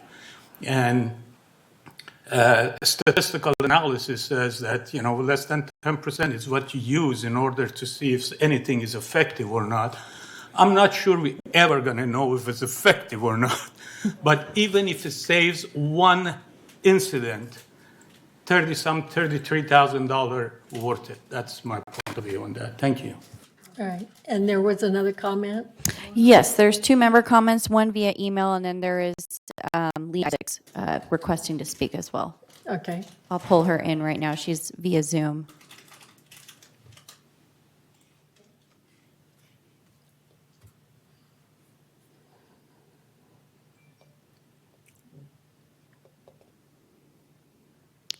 Lee, I believe you're muted. Can you Yeah, unmute I yourself? don't know if she can hear me, see me, or, yeah.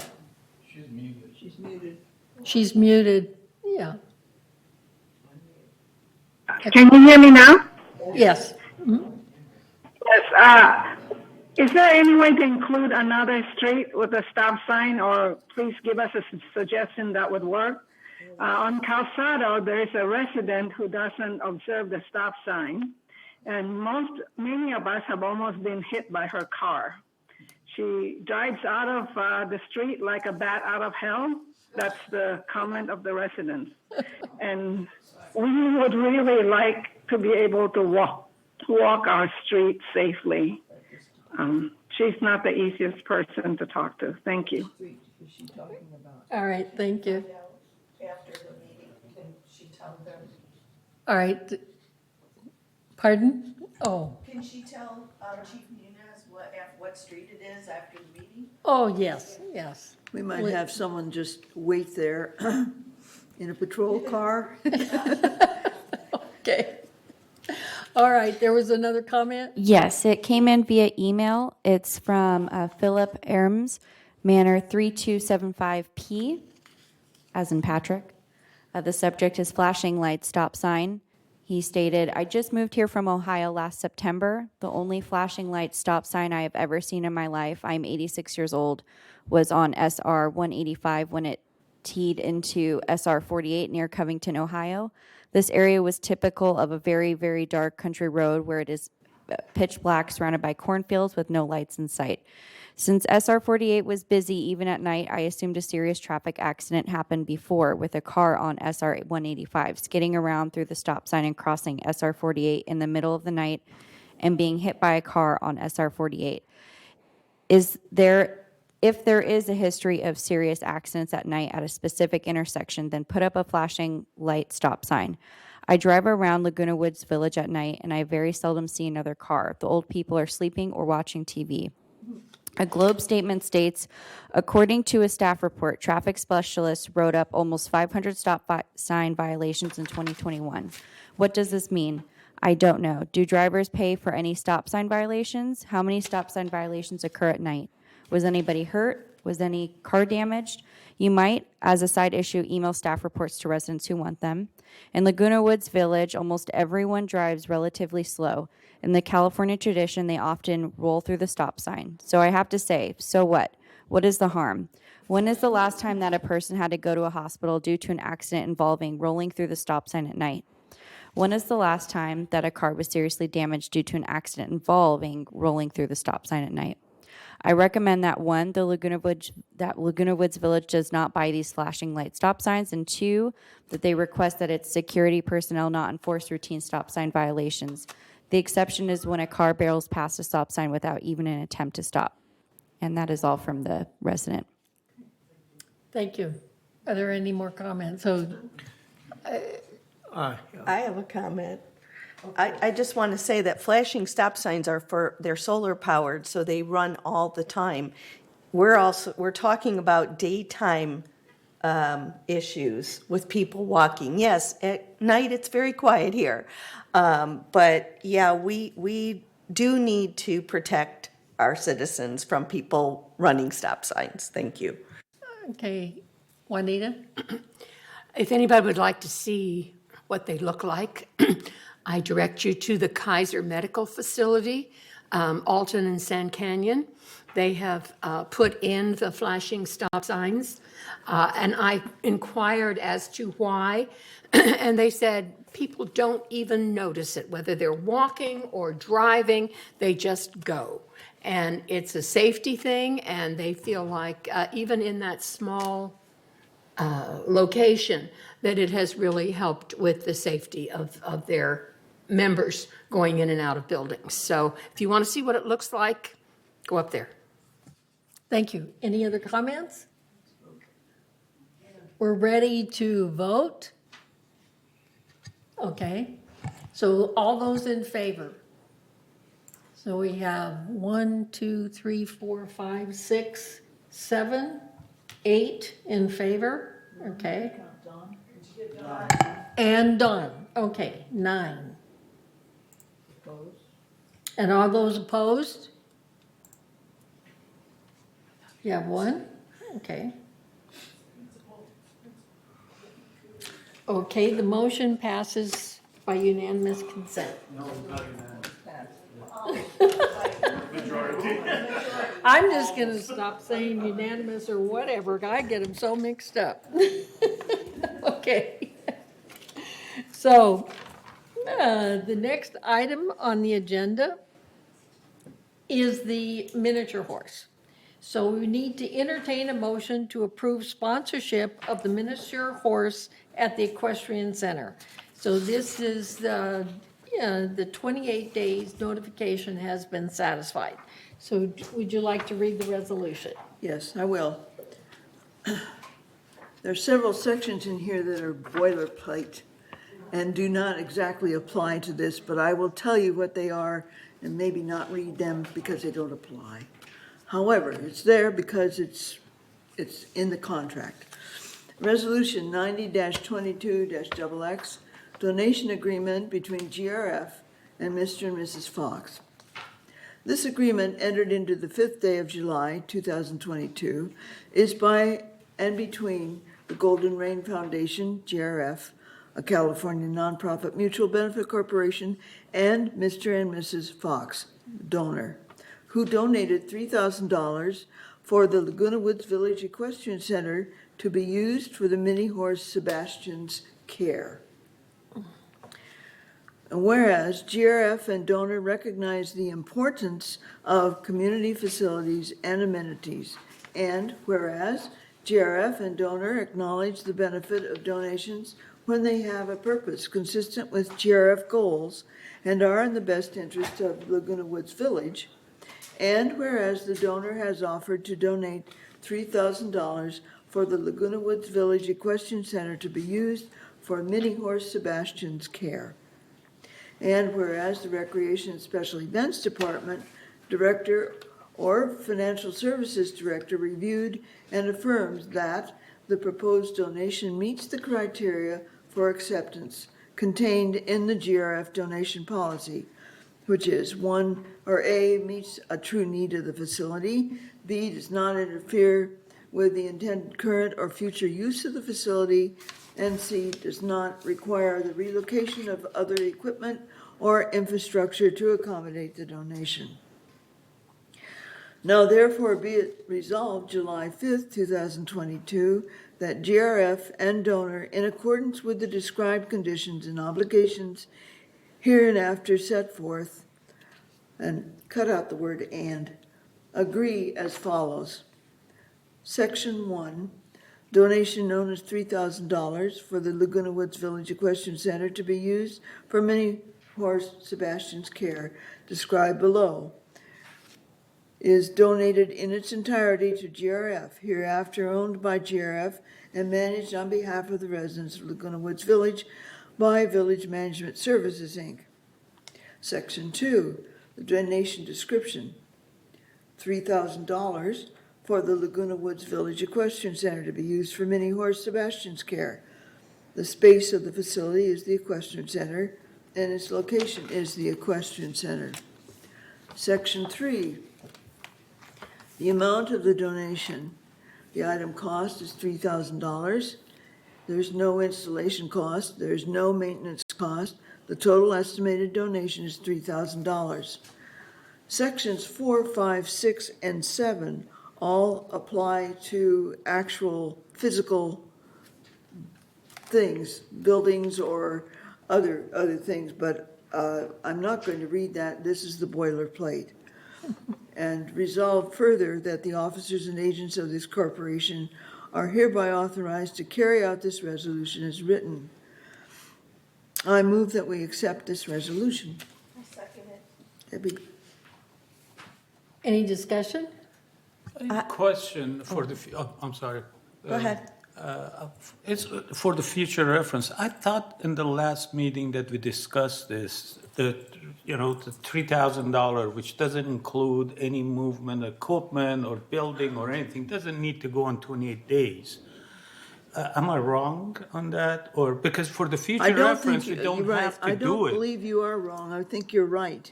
That in the future, this does not have to be on 28-day notice. It doesn't change anything.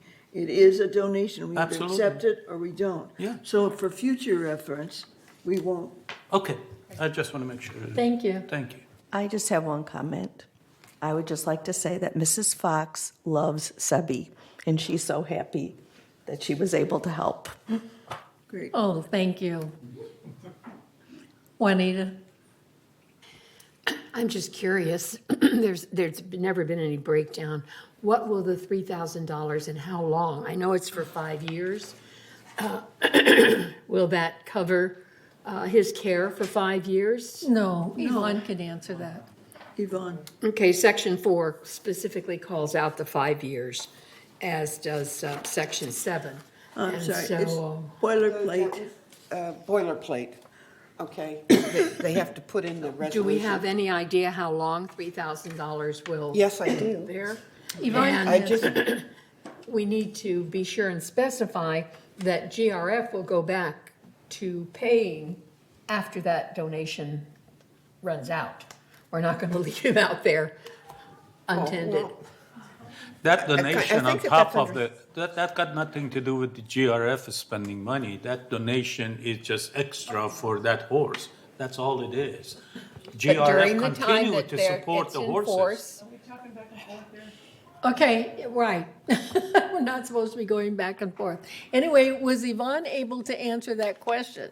I didn't get to say anything. Okay, so please answer the question. $3,000 will take care of the horse, feed, care, and vet, and shoe, and trimming of his hoofs for about a year. a year, okay? Okay. And I might, I do want to point out that just because the Fox family gave this donation, which we greatly appreciate, she doesn't get any special privileges, like she can't just, or they can't just walk in there and grab the horse and take it for a walk. I mean, it's a mini horse, but, so I'm just saying she doesn't get any special privileges. So it's just a grand thing that she did. And I personally want to thank her So, there you go. Did I answer your question?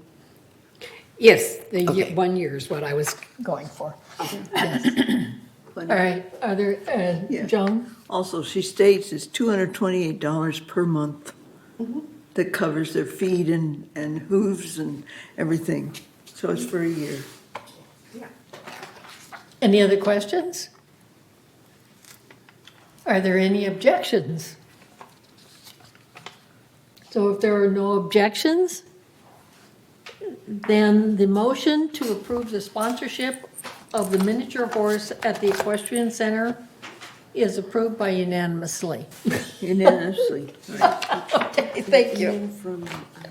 All right. So we've moved 11F, and so the next order of business is new business. And the next item is 12A, which is to entertain a motion for the nuisance policy. And this will require 28 days. So I need a motion, then we'll have a discussion. You need to tell them where the nuisance policy came from. The nuisance, okay. The nuisance policy was written originally by Jeff Beaumont. It is the United adopted nuisance policy.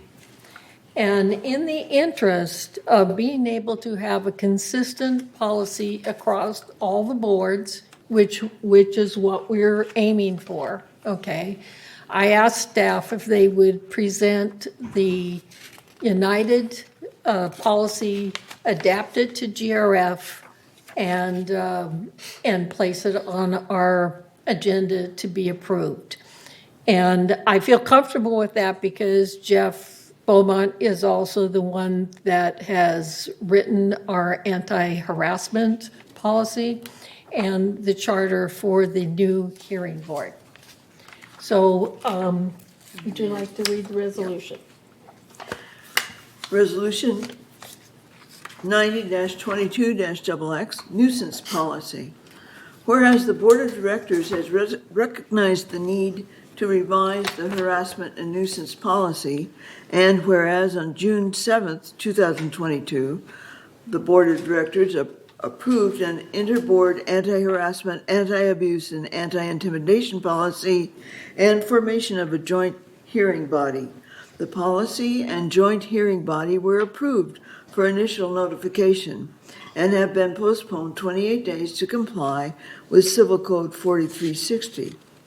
And whereas the purpose of the updated policy is to set forth guidelines regarding nuisance complaints only as the harassment portion of the original policy is now part of the interboard anti-harassment, anti-abuse, and anti-intimidation policy.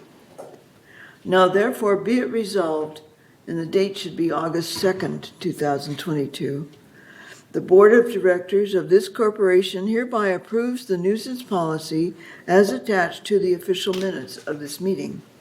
And this should be resolved further, that Resolution 90-21-36, adopted October 5th, 2021, is hereby superseded and canceled, and resolved further that the officers and agents of this corporation are hereby authorized on behalf of the corporation to carry out the purpose of this resolution. I move that we accept this nuisance policy. Is there a second? Okay. Which one seconded? Yvonne? Okay. Okay. Is there any discussion? Any questions? Yes? I'm concerned about that first whereas, or second whereas. Excuse me. We just learned this morning that the joint policy and joint hearing were not going to be ready for final approval today, even though they had gone through their 28 days. I believe CEO mentioned that there were changes and that they would be presented at the August meeting. So I think we need to change some of that language. They were not approved. They were approved in the first reading to go forward for 28 days, but it makes it sound like they were to be approved today, and they're not. And this is part of that. Siobhan? That is correct. We can say the Board of Directors is considering an interboard anti-harassment policy, blah, blah, blah. And that it will be reintroduced in August and postponed for 28 days prior to approval. So the last sentence would be, it'll be reintroduced. I can provide language, but we can say whereas, we can give the specific dates it was introduced. So it was last meeting. Right. It was introduced and placed on 28-day hold. Subsequently, it is being updated and be reintroduced at the August meeting and placed on 28-day review. Thank you. To do that. Please do that. Okay. Okay. So Siobhan will provide the right language Okay, because it's postponed further. right, thank you. All right, Elsie? Thank you. Okay, I see attachment 1, and I see, because sometimes it doesn't, in the resolution, it does mention the attachment, so that's a good thing. So the attachment is the actual policy, right? Right. But then, does it, and I'm sorry, I didn't catch it the first time. Oh, yeah, is there any table of penalties or any, something spelling it out? The penalties are a separate document, okay? And it's not part of this document. Because it says discipline, well, actually, I was jumping to fees, but it says disciplinary action, which often involves a fee, found in violation, et cetera, et cetera. Discipline set forth in the governing documents.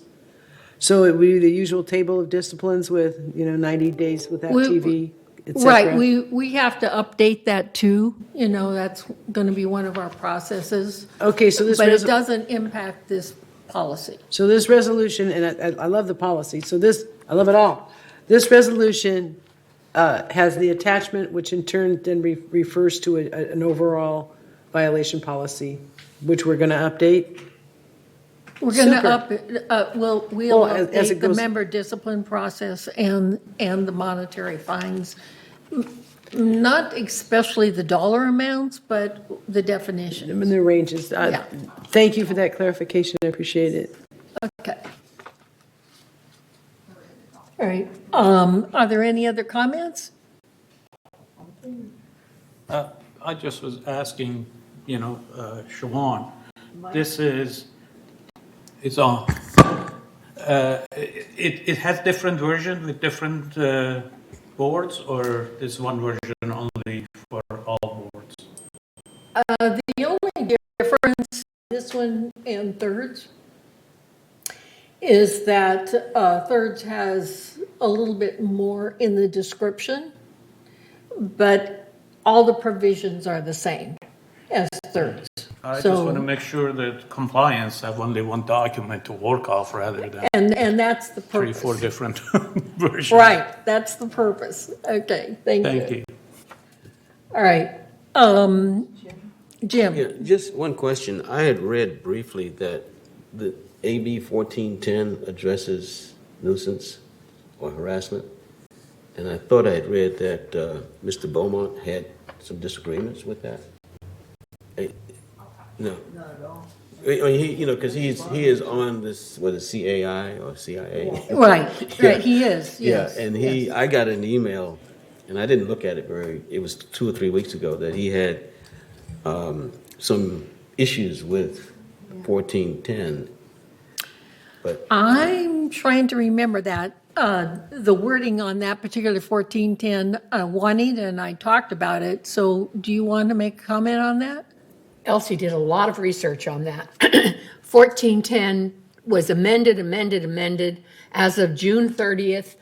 It's everything that we had disagreed with was struck out, and including the state code of conduct for directors, which I felt was necessary considering some of our directors, but it was also struck out. It's a very vanilla bill now that's passed the Judiciary Committee. Thank you. So it doesn't impact our code of conduct anymore? Or, oh, okay. It doesn't, excuse me, I would interrupt. It doesn't affect anything That we do? anymore. Okay. Okay, great. All right, thank you. Are there any other comments? Okay, so we're going to amend the resolution, right? Edit it. Yes. But we can go ahead, but the policy has not changed. Any editing in the policies. So are there any objections? So if there's no objections, the nuisance policy is passed and it will go on a 28-day review. Okay, thank you. Okay, the next item is 12A, 12B, and we will entertain a motion for internal dispute resolution policy. It's, on here it's B. It's technically 12B. Yes, yes. That's what I mentioned about the pages, right.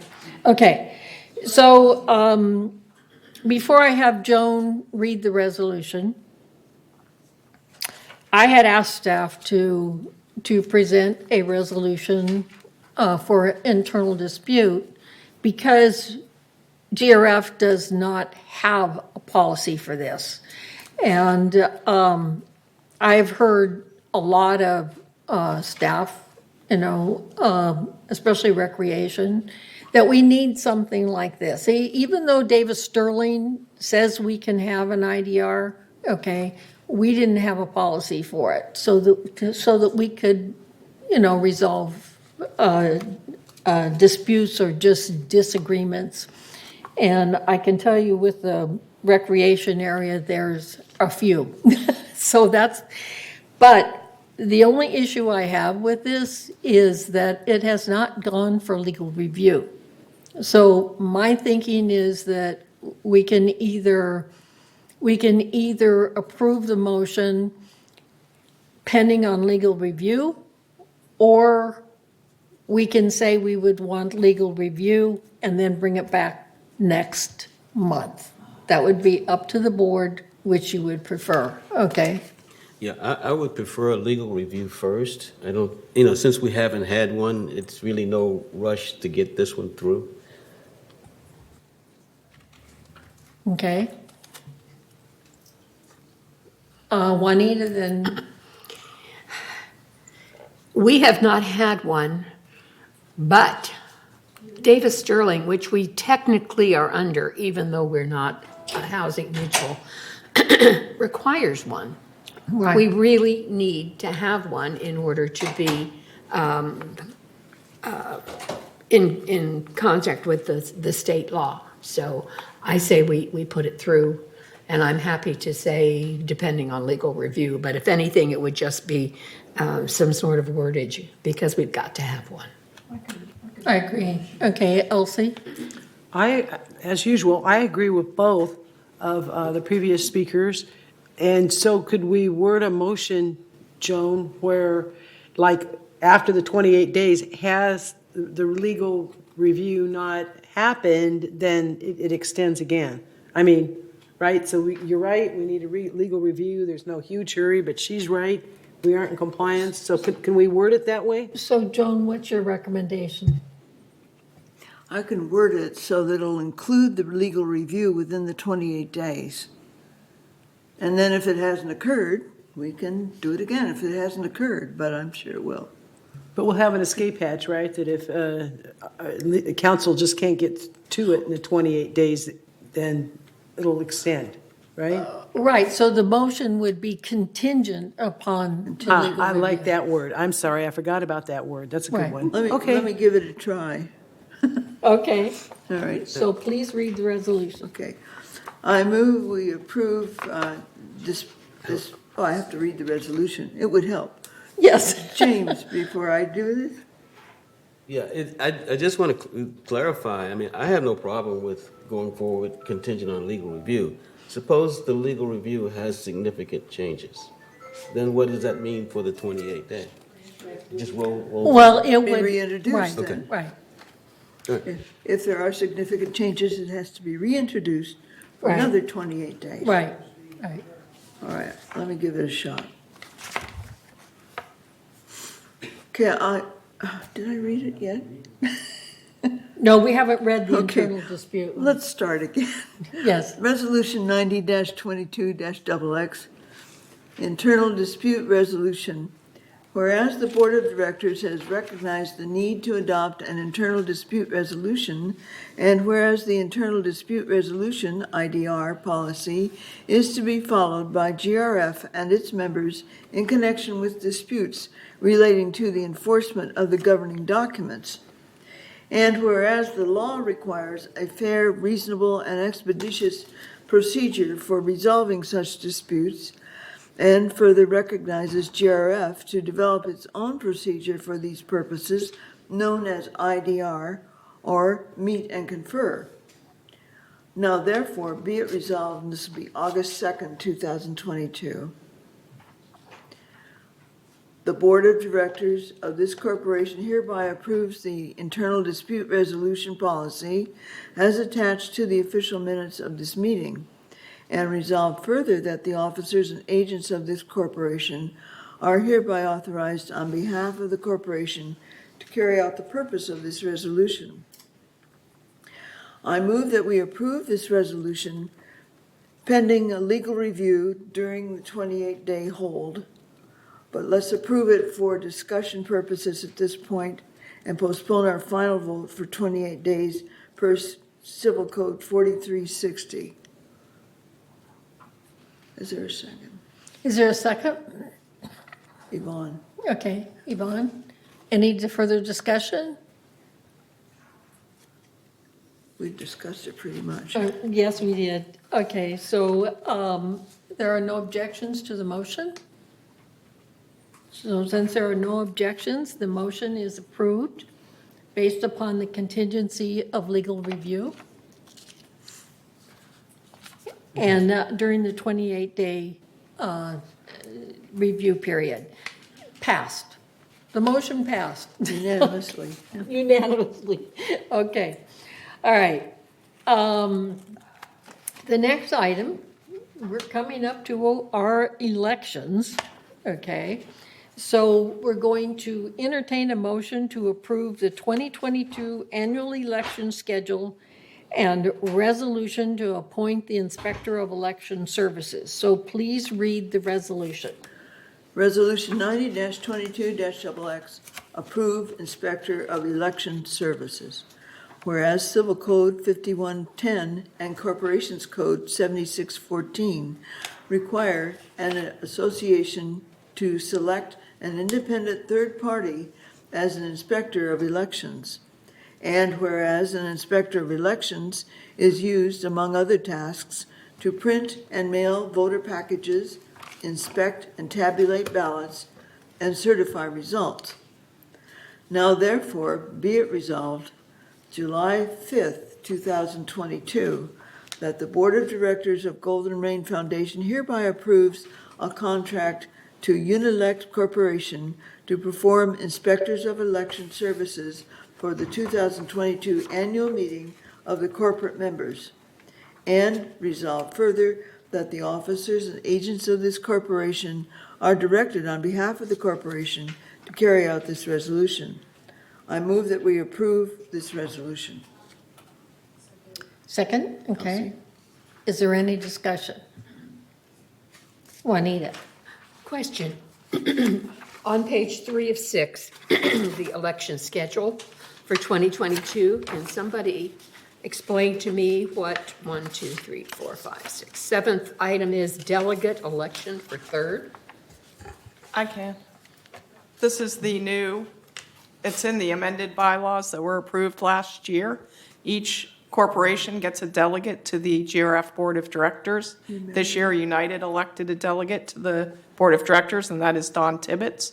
Third gets to do it next year, and so on. Every year, one of the corporations gets a delegate to the GRF Board of directors pursuant to the amended bylaws.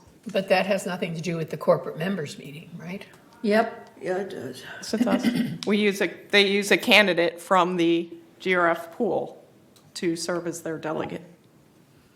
and I've already talked to Mark Laws about this and suggested to him how United had selected their delegate last year. And basically, the importance that this delegate would be seated at the same time with our elections.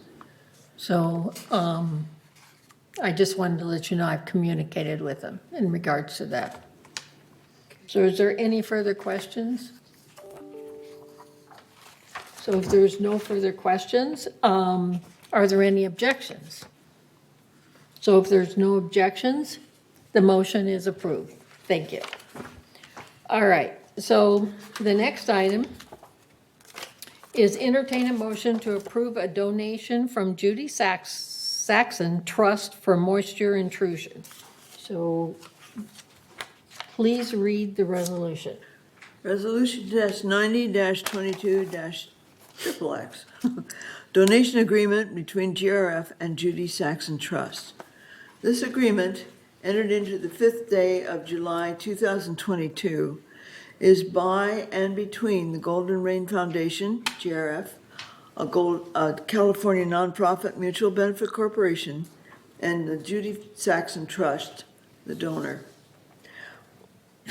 Whereas GRF and donor recognize this should be importance, not important, of community programs, services, and facilities. And whereas GRF and donor acknowledge the benefit of donations when they have a purpose consistent with GRF goals and are in the best interest of Laguna Woods Village.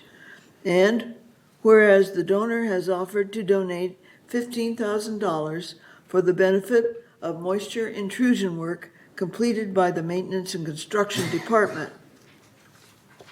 And whereas the Director of Financial Services reviewed and affirms the proposed donation meets the criteria for acceptance contained in the GRF donation policy.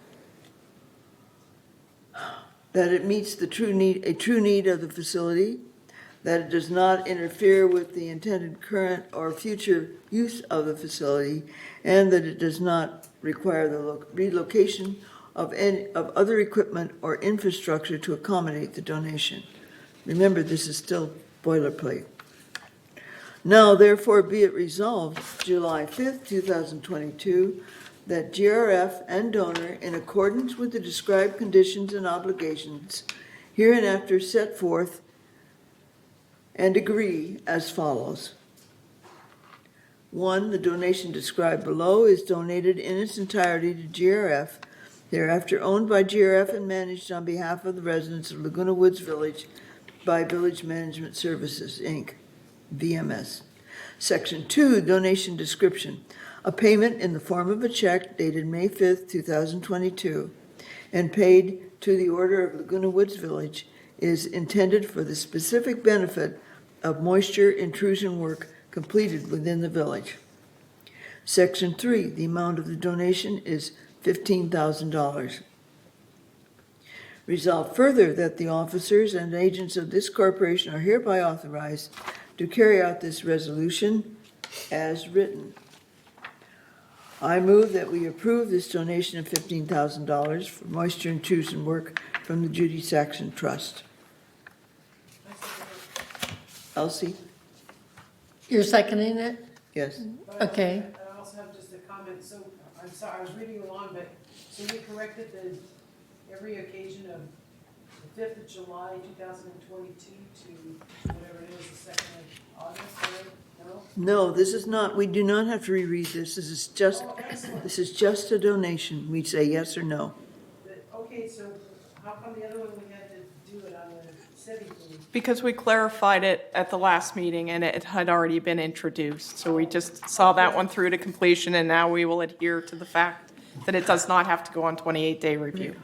That makes total sense. So in some universe, gotcha, thanks. And so, and also the 15,000 in the. 15,000. Whereas should be 15,000. The third This is for $15,000 for moisture intrusion, and it goes to M&C. That's a different one, not this one. Go back one. There are two from Judy Saxon. I'm sorry. There are two of them from Judy Saxon. Right, that's what I'm gonna ask. We're trying to confuse you. Okay. Did you have a question, Juanita? Yes, I do.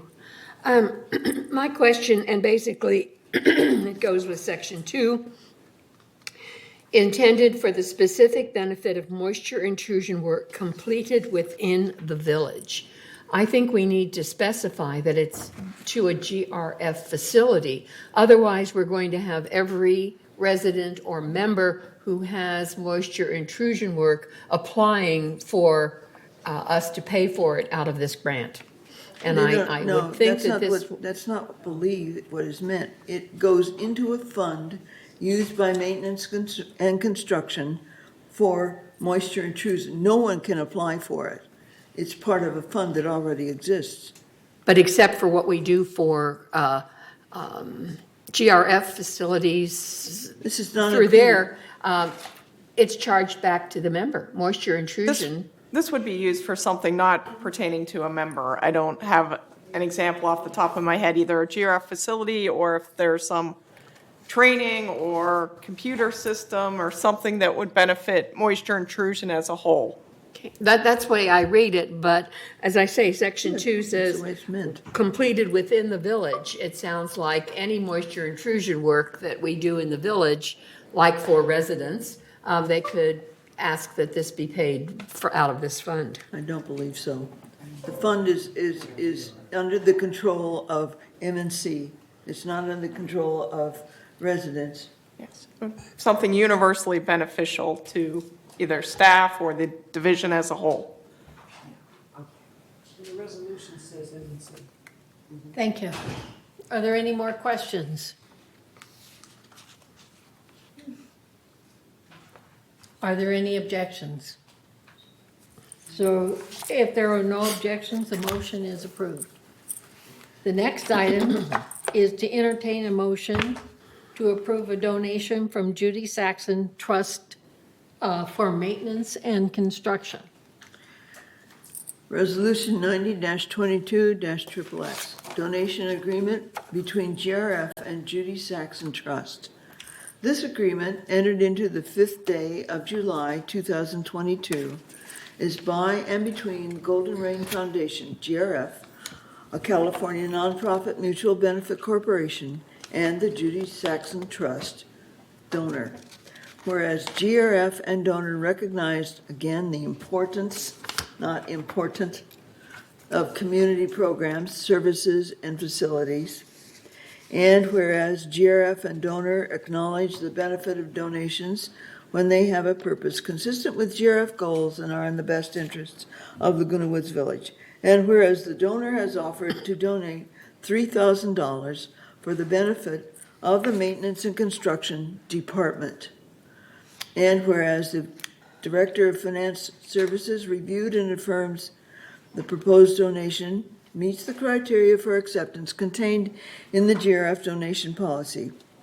It meets a true need of the facility. It does not interfere the intended current or future use of a facility, and it does not require the relocation of other equipment or infrastructure to accommodate the donation. Now therefore, be it resolved July 5th, 2022, that GRF and donor, in accordance with the described conditions and obligations hereinafter set forth and agree as follows.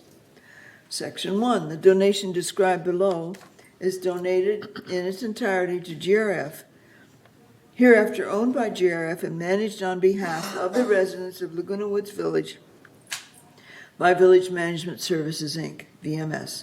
Section 2, the donation description, which is a payment in the form of a check dated May 5th, 2022, and paid to the order of Laguna Woods Village, is intended for the specific benefit of the maintenance and construction.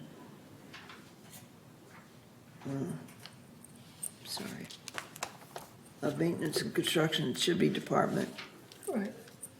I think it should be department. So add the word department after that section 2. The amount of the donation is $3,000. Resolved further that the officers and agents of this corporation are hereby authorized to carry out this resolution as written. I move that we accept this donation of $3,000 from the Judy Saxon Trust for the GRF M&C department. Second? Do we have a second? Okay. Debbie, second. Any discussion? Are there any objections? If there are no objections, the motion to accept the donation from Judy Saxon Trust for maintenance and construction for $3,000 is approved. So the next item is 12F, which is to entertain a motion to approve and amend the vehicle traffic parking rules. And this will require a 28-day notification. Let me find it first. So we look at 11F is the resolution. 11F, Okay, please read the resolution. Resolution 90-22-XX, Vehicle Traffic and Parking Rules. Whereas the Golden Rain Foundation, through the Security Department, enforces traffic rules and regulations within the boundaries of Laguna Woods Village, and the officers are empowered to issue notices of violations of those rules and regulations. And whereas the board approved a parking permit program on Calle Sonora, and whereas the Security and Community Access Committee has recommended amendments to the vehicle traffic and parking rules to include the private area of Calle Sonora. Now therefore be it resolved on August 2nd, the Board of Directors of this corporation hereby approves the proposed revisions to the vehicle traffic and parking rules as attached to the official minutes of this meeting. And resolve further that the officers and agents of this corporation are hereby authorized on behalf of this corporation to carry out this resolution. I move that we approve this resolution for discussion purposes and postpone the final vote until next month to meet Civil Code 4360 with the delay of 28 days. Is there a second? Debbie Dodson seconds. Is there any discussion? Are there any objections?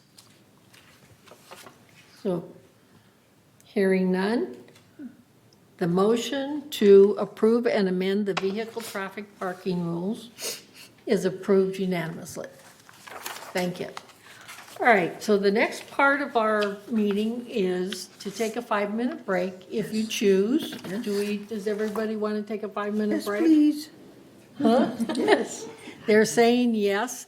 And then when we come back, since it's almost 12 o'clock, I'm thinking that we want to breeze through these committee reports. Yeah, except for finance. Okay. All right, thank you. 5 minutes, and it looks like it's 12:57. I can't see that far. There we It's go. 11:55. Okay, 11:50. All right, so 12 o'clock, we'll be back.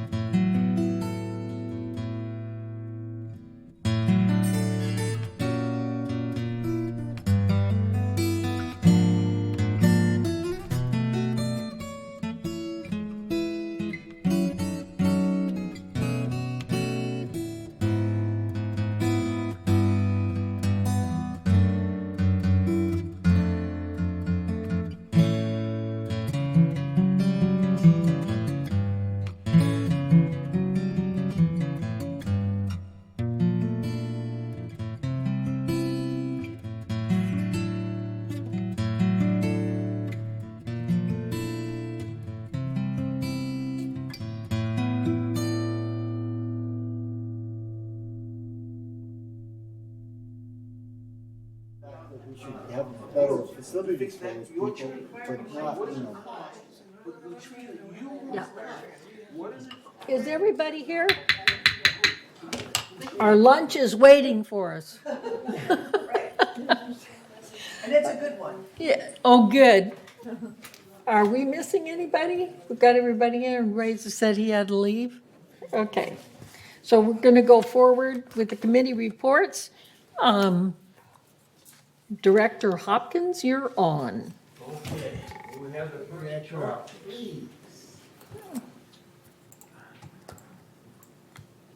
Thank you. This first chart includes all revenues, including those designated for reserves, such as investment income. Do you have your, Oh, sorry. speak into your, I'm sorry. Okay, thank you. I'll start all over again.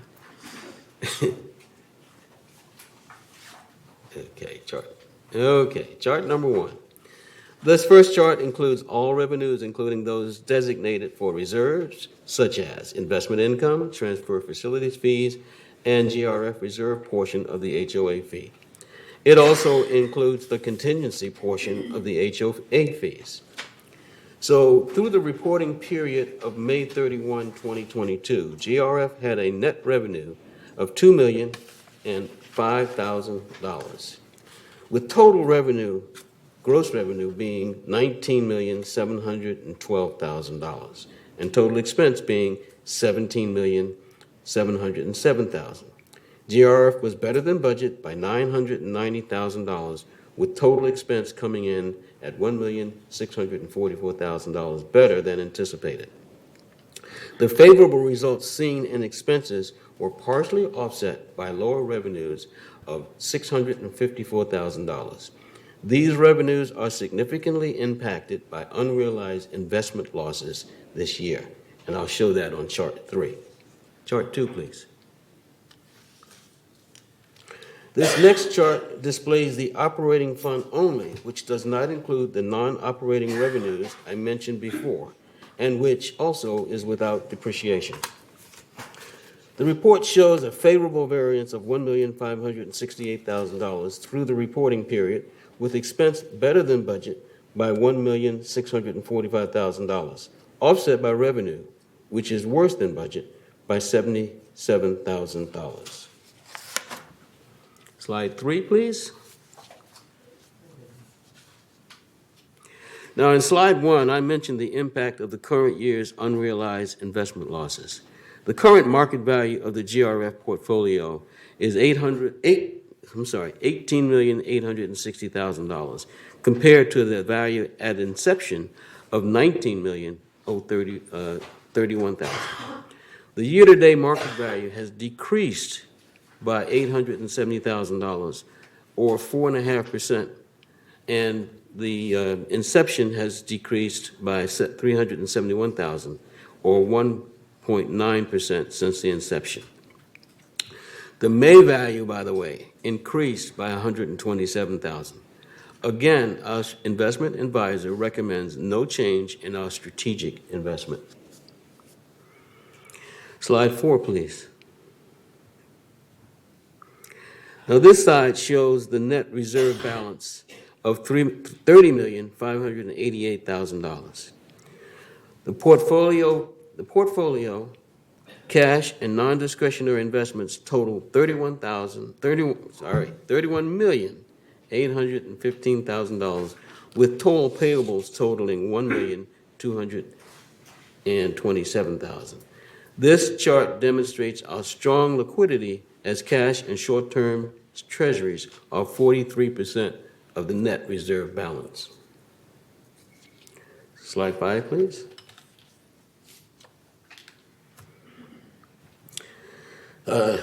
This chart shows the reserve and restricted revenues and expenses. Again, it highlights the current investment portfolio performance impact on our reserves. Together, these funds show an unfavorable variance of $574,000 through the reporting period, with revenue, again, worse than budget by $574,000. And expenses equal to budget. Slide 6. Now back to the operating fund. which has more significant impact on our HOA assessments. This slide shows our significant operating variances only by category, with the green bars representing favorable variances and the orange bars representing unfavorable variances. Employee compensation and related has a positive variance of $970,000, primarily due to vacancies in the general services for bus drivers and janitorial positions. In addition, recreation has various positions unfilled, resulting in clubhouse closures and limited hours open to members. The security services and maintenance and construction vacancies also contributed to the variance. Recruitment is continuously in progress, and these vacant positions are always attempting to fill them. I'm sure that we've all heard of the staffing and employment issues facing the entire nation. VMS is not immune, and our challenges in California with gas prices and the Orange County location does not help us. Outside services had a variance of $341,000 positive variance due to underutilized evening janitorial services as the clubhouses remain open for only limited hours, and there are less vehicle repairs and car washes utilized as fewer company cars were driven due to staff vacancies. Also, timing impacts our current budget to actual status, with outside services driving that. The annual town center dues were budgeted in full in April, but are paid at the beginning of each quarter, and we had lower lift usage than anticipated. To the extent that landscaping programs will begin in July and August, they were also budgeted evenly through the year. So that's uneven use and straight budgeting. Materials and supplies variance of $175,000 due to less supplies needed for vehicle repairs, as fewer vehicles are being driven as a result of open positions. In addition, less supplies are purchased and used throughout the clubhouses due to a stockpile created during COVID-19 closures. And of course, some of the partial closures that are current and the various tools and equipment in the clubhouse, such as workshop equipment and ceramics, have not been required to be replaced. To the lesser extent, material costs have not been incurred for streets and sidewalks, such as the chain link fence replacements, traffic paint programs, concrete repair programs, and the like. Other operating expenses have a positive variance of $116,000, primarily due to the timing of such events as staff support, filing fees, permits, uniform safety, and training and education. Now look at the two unfavorable items. Broadband services has an unfavorable variance of $130,000 due to lower high-speed internet revenue. And the budget assumed a contract negotiation and higher revenue sharing, which did not occur. This variance is furthered by less ad insertion as a result of the ongoing COVID-19 pandemic, causing advertisers to spend less. The utilities and telephone has an unfavorable variance of $77,000 due to the higher water expense for the golf course. And of course, this is a result of the 77% less rainfall than the 3-year average used as an assumption for the budgeting. Next slide, please.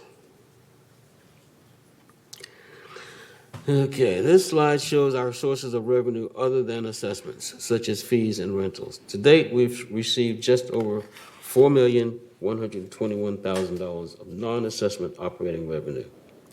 By category, we can see, as usual, our largest revenue is broadband services. Second is, and it's followed by golf revenue. The two provide 74% of our non-assessment revenue. Merchandise sales, clubhouse rentals, and fees account for another 12%. Other revenue, such as occupancy, additional occupancy fees, equestrian fees, fees for classes, sponsorship, and RV storage are among the others and amount to 14%. Next chart, please. Now, this chart, as usual, shows our business operating expense is compensation. It's followed by cable and programming expenses. Of the $15.5 million, excluding depreciation, these two categories account for 74% of our operating expense. Insurance, professional and legal fees, utilities, fuel and oil, and outside services make up the remaining 26%. If you consider that cable and programming is offset by broadband revenue, compensation accounts for 70%. Let me read that again. If you consider that cable and programming fees are offset by broadband revenue, then compensation accounts for 70% of our net expense. While insurance, utilities, and outside services account for 29%. So if you condense it down, it's pretty simplistic. We've got compensation, and insurance, and and the utilities driving a lot of majority of our expenses. Slide 9, please. The reserve and restricted funds are shown here. Starting with the first column on the left, reserve funds have a combined ending balance of $33.1 million. Restricted fund balances have an ending balance of $2.5 million. Included in this are total contributions received for the year through assessments, trust facilities fees, and investment earnings. The second column shows that the work in process of $2.5 million. The third column represents an adjusted fund balances of $30.6 million for the reserve and $2.4 million for restricted. Slide 10, please. Okay. This slide shows our resale history from 2020 to 2022. The community-wide sales so far through May 31st are 433. This is 65% above 2020 and 21% above 2021. And of course, most of these transactions generate a trust facilities fee, which is now at $7,500 per contract. Slide 11. This slide gives you an idea where the reserve money is committed, and of the $13 million appropriated by the board for various projects and equipment purchases, the remaining encumbrance is $10.3 million, and that's primarily for renovation projects. The restricted funds had a total appropriations of $50,000 and the remaining encumbrance of $7,000. The balances that are approved but not begun may indicate an unmanageable backlog that are accumulating in our projects, especially when considered the work in process is only $2.5 million, and that's the lowest we've had that I can remember that we've had at this point in the year. Let me repeat that. The balances of the approved but not yet begun projects may indicate that we may have an unmanageable backlog accumulating in our projects, especially when you consider our work in process is at $2.5 million, and that's the lowest it's been in recent years. Number 12. We compare our adjusted fund balances to the historical balances over the last 5 years, and we show that GRF has averaged $25 million in the reserve funds and a contingency fund of $1.3 million. And that ends my report. Any questions, comments? You just do a great job, Jim. That's all I want to say. Thank you. Thanks to the finance staff also. Okay. All right, so I'm going to ask everybody so we can get to lunch to be brief, but please report on each one of your committees. So the next one is strategic planning, and that's Debbie. No changes since last time and still pending the next meeting date. Thank you. Thank you. CAC. Thank you. Staffing in the Recreation Department is still an ongoing issue, and the following events were very successful in our village in the last 6 weeks: Renaissance Fair, Memorial Day concert, Art Affair, Forever Rod concert, Mother's Day brunch, and of course yesterday, the 4th of July. We also, in the first time in a couple of years, the Recreation Department hosted a club president's meeting. There were representatives from insurance compliance and the village fund, which they explained everything that their respective departments did. There was a question and answer period after, and it was all very informative. And that concludes my update for the CAC. Our next meeting is July 14th at 1:30 in the boardroom. Thank you. Thank you. So at this meeting, we dissolved the Equestrian Center Ad Hoc Committee. And I just want to say that we'll still be working with them through CAC. Okay, landscape. Juanita. Thank you, Madam Chair. The Landscape Committee met on June 8th, so I do have a report this month. The Landscape Committee recognizes one area of our landscape department at each of our meetings. And this time it was the grounds maintenance, and we had a wonderful report from Angel De La Torres going into detail of what is involved and the time frames, et cetera, of the grounds maintenance. We also recognized the landscape employees that were given awards at the service awards. And we worked on the master control irrigation system, which is coming up for vote on a contract. And the other discussion was on village tree signage. A number of years ago, I can't tell you how many, but quite a few, we had an Audubon club here in the village. It is no longer a club. And the Audubon Club went out and put signs on various trees, what they were, the names, all that kind of stuff. The problem was that they nailed them to the trees, and that is not healthy for the trees. So we looked at what we could do, if there are other options. Mr. Wyman pointed out that we have mapped all of the trees in the community, and we have it in our database. And also, anybody who's really interested in the kinds of trees that we have, there are 3 brochures that were developed by the History Center that have color photographs and details of each of the kinds of trees that we have along Friendship Walk and Aliso Creek, et cetera. So those are available at the History Center or in the Village Library.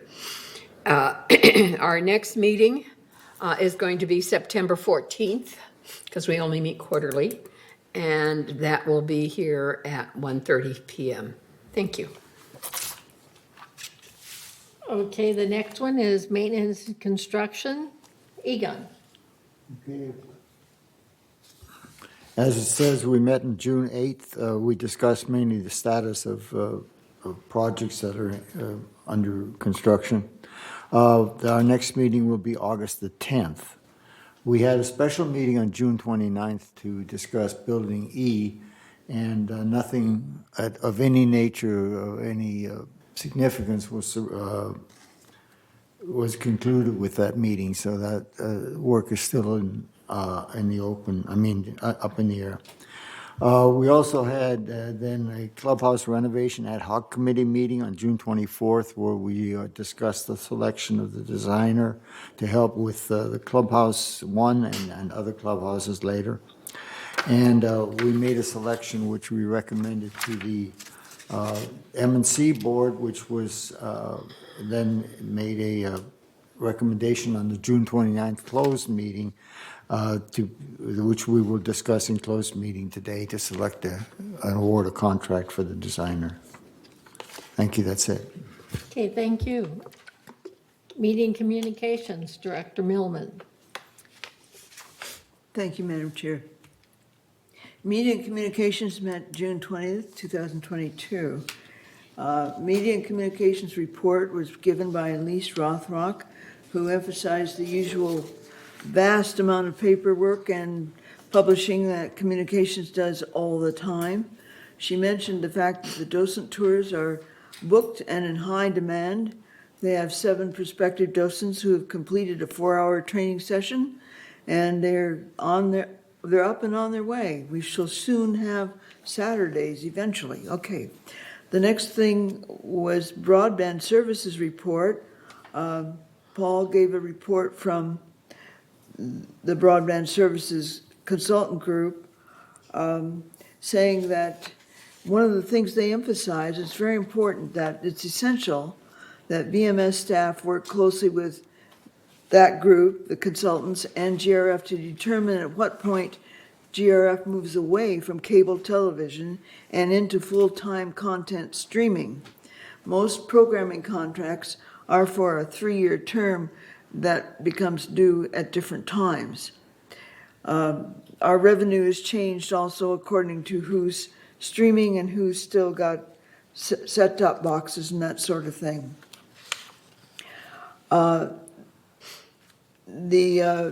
Just as a brief note, Debbie's Talk Tech and very important broadcast is on YouTube, and you can always find it there. So please be sure and watch. There's much good information for all of us. And finally, that's the end of that part of the report. The next is the website committee. The ad hoc committee is having its first scheduled meeting on July 6th. Then there'll be a follow-up meeting on August 10th. And we will be discussing objectives to gain insight from various departments and divisions regarding what they perceive as their individual landing site needs based upon resident queries and the challenges they express to those staff members. So the future objectives of the website committee are finalizing the RFP after review and identification of the top vendor candidates, reviewing feedback, creating the skeletal framework or outline based on that feedback, and identifying participants for the testing phase, which will be an important part of the project. It's going to be a rather extensive project, as you can imagine. And that, in a nutshell, is our meeting. Our next meeting is scheduled for July 18th here in the boardroom at 1:30. That's the end of my report. Okay, Dawn, will you report on mobile vehicles and then go into security and community access? Our last meeting was June 1st, and I reported on that at our last meeting. Our next meeting is August 3rd at 10:30. I'm sorry, at 1:30. On security and community access, we had 2 items I'd like to share. We had 8 golf carts that were stolen. And the Orange County Sheriff's Department has been involved in that. 4 golf carts have been recovered. We're still looking for 4 others. Then the number of illegal entries is going down since last month, and we believe it's because of the installation of these shepherd crooks. And our next meeting is August 22nd at 1:30. Thank you. Thank you. And then Elsie, you'll report on the traffic hearings? Thank you, Madam Chair. The regular meeting, the traffic hearing was held on June 15th. There were 3 contestants. 2 were parking violations and 1 was a stop sign. And one of the parking violations and the stop sign were found guilty. And the third person, which was another parking, was found not guilty. Our next meeting will be, it's a closed meeting incidentally, but it'll be at July 20th at 9 o'clock in the morning. Thank you. Thank you. And then we have disaster preparedness. Juanita. Thank you, Madam Chair. I really don't have a report because our May meeting, our last meeting was in March, our May meeting was canceled due to preemption because of budget meetings.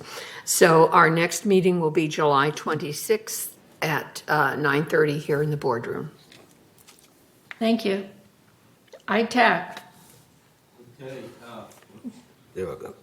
All right, as you know, our committee meets once a week. We've decided to meet on once a week, but only on an as-needed basis, and we'll know that every Wednesday. However, we're making tremendous progress. The finance staff has gone through workshops so that Aventico can understand what they do, what they need. We're in the analysis phase at this moment. And each committee member has now access to both the workshops and the workshop reports, video of the workshops and workshop reports. So we're an very active community or committee, and we're moving forward. We meet once a week on Friday at 1:30. The Finance Committee, next committee meeting of the Finance Committee is August 17th. And at that time, we normally have the investment advisor come in and talk to us about our investments. Okay, thank you. So we have the insurance, the committee met on May 9th for a presentation on captives by Marsh. And our next meeting will have a presentation from Gallagher, which has not been set. Basically, at Gallagher's request that they would present after third renewal. The purchasing task force, we've been on hold, but there's a reason for it. The purchasing policy is impacted by the ERP system and will be incorporated into the system.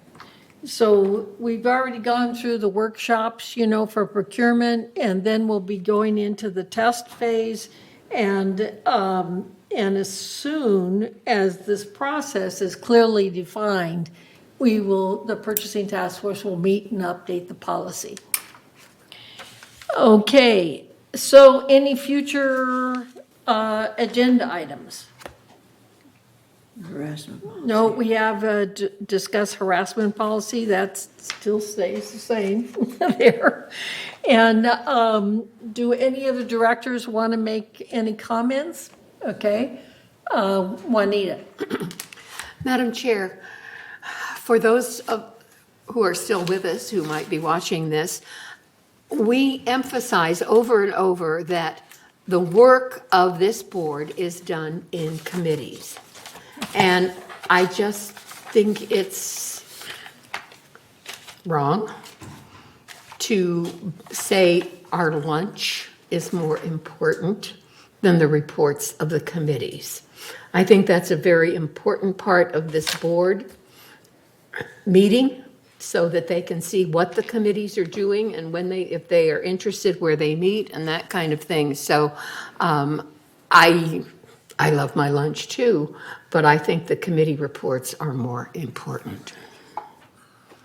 It was never meant that they were to be more important, Juanita, but, I was trying to move the meeting along so that we're not spending a whole lot of time, additional time. So, Debbie.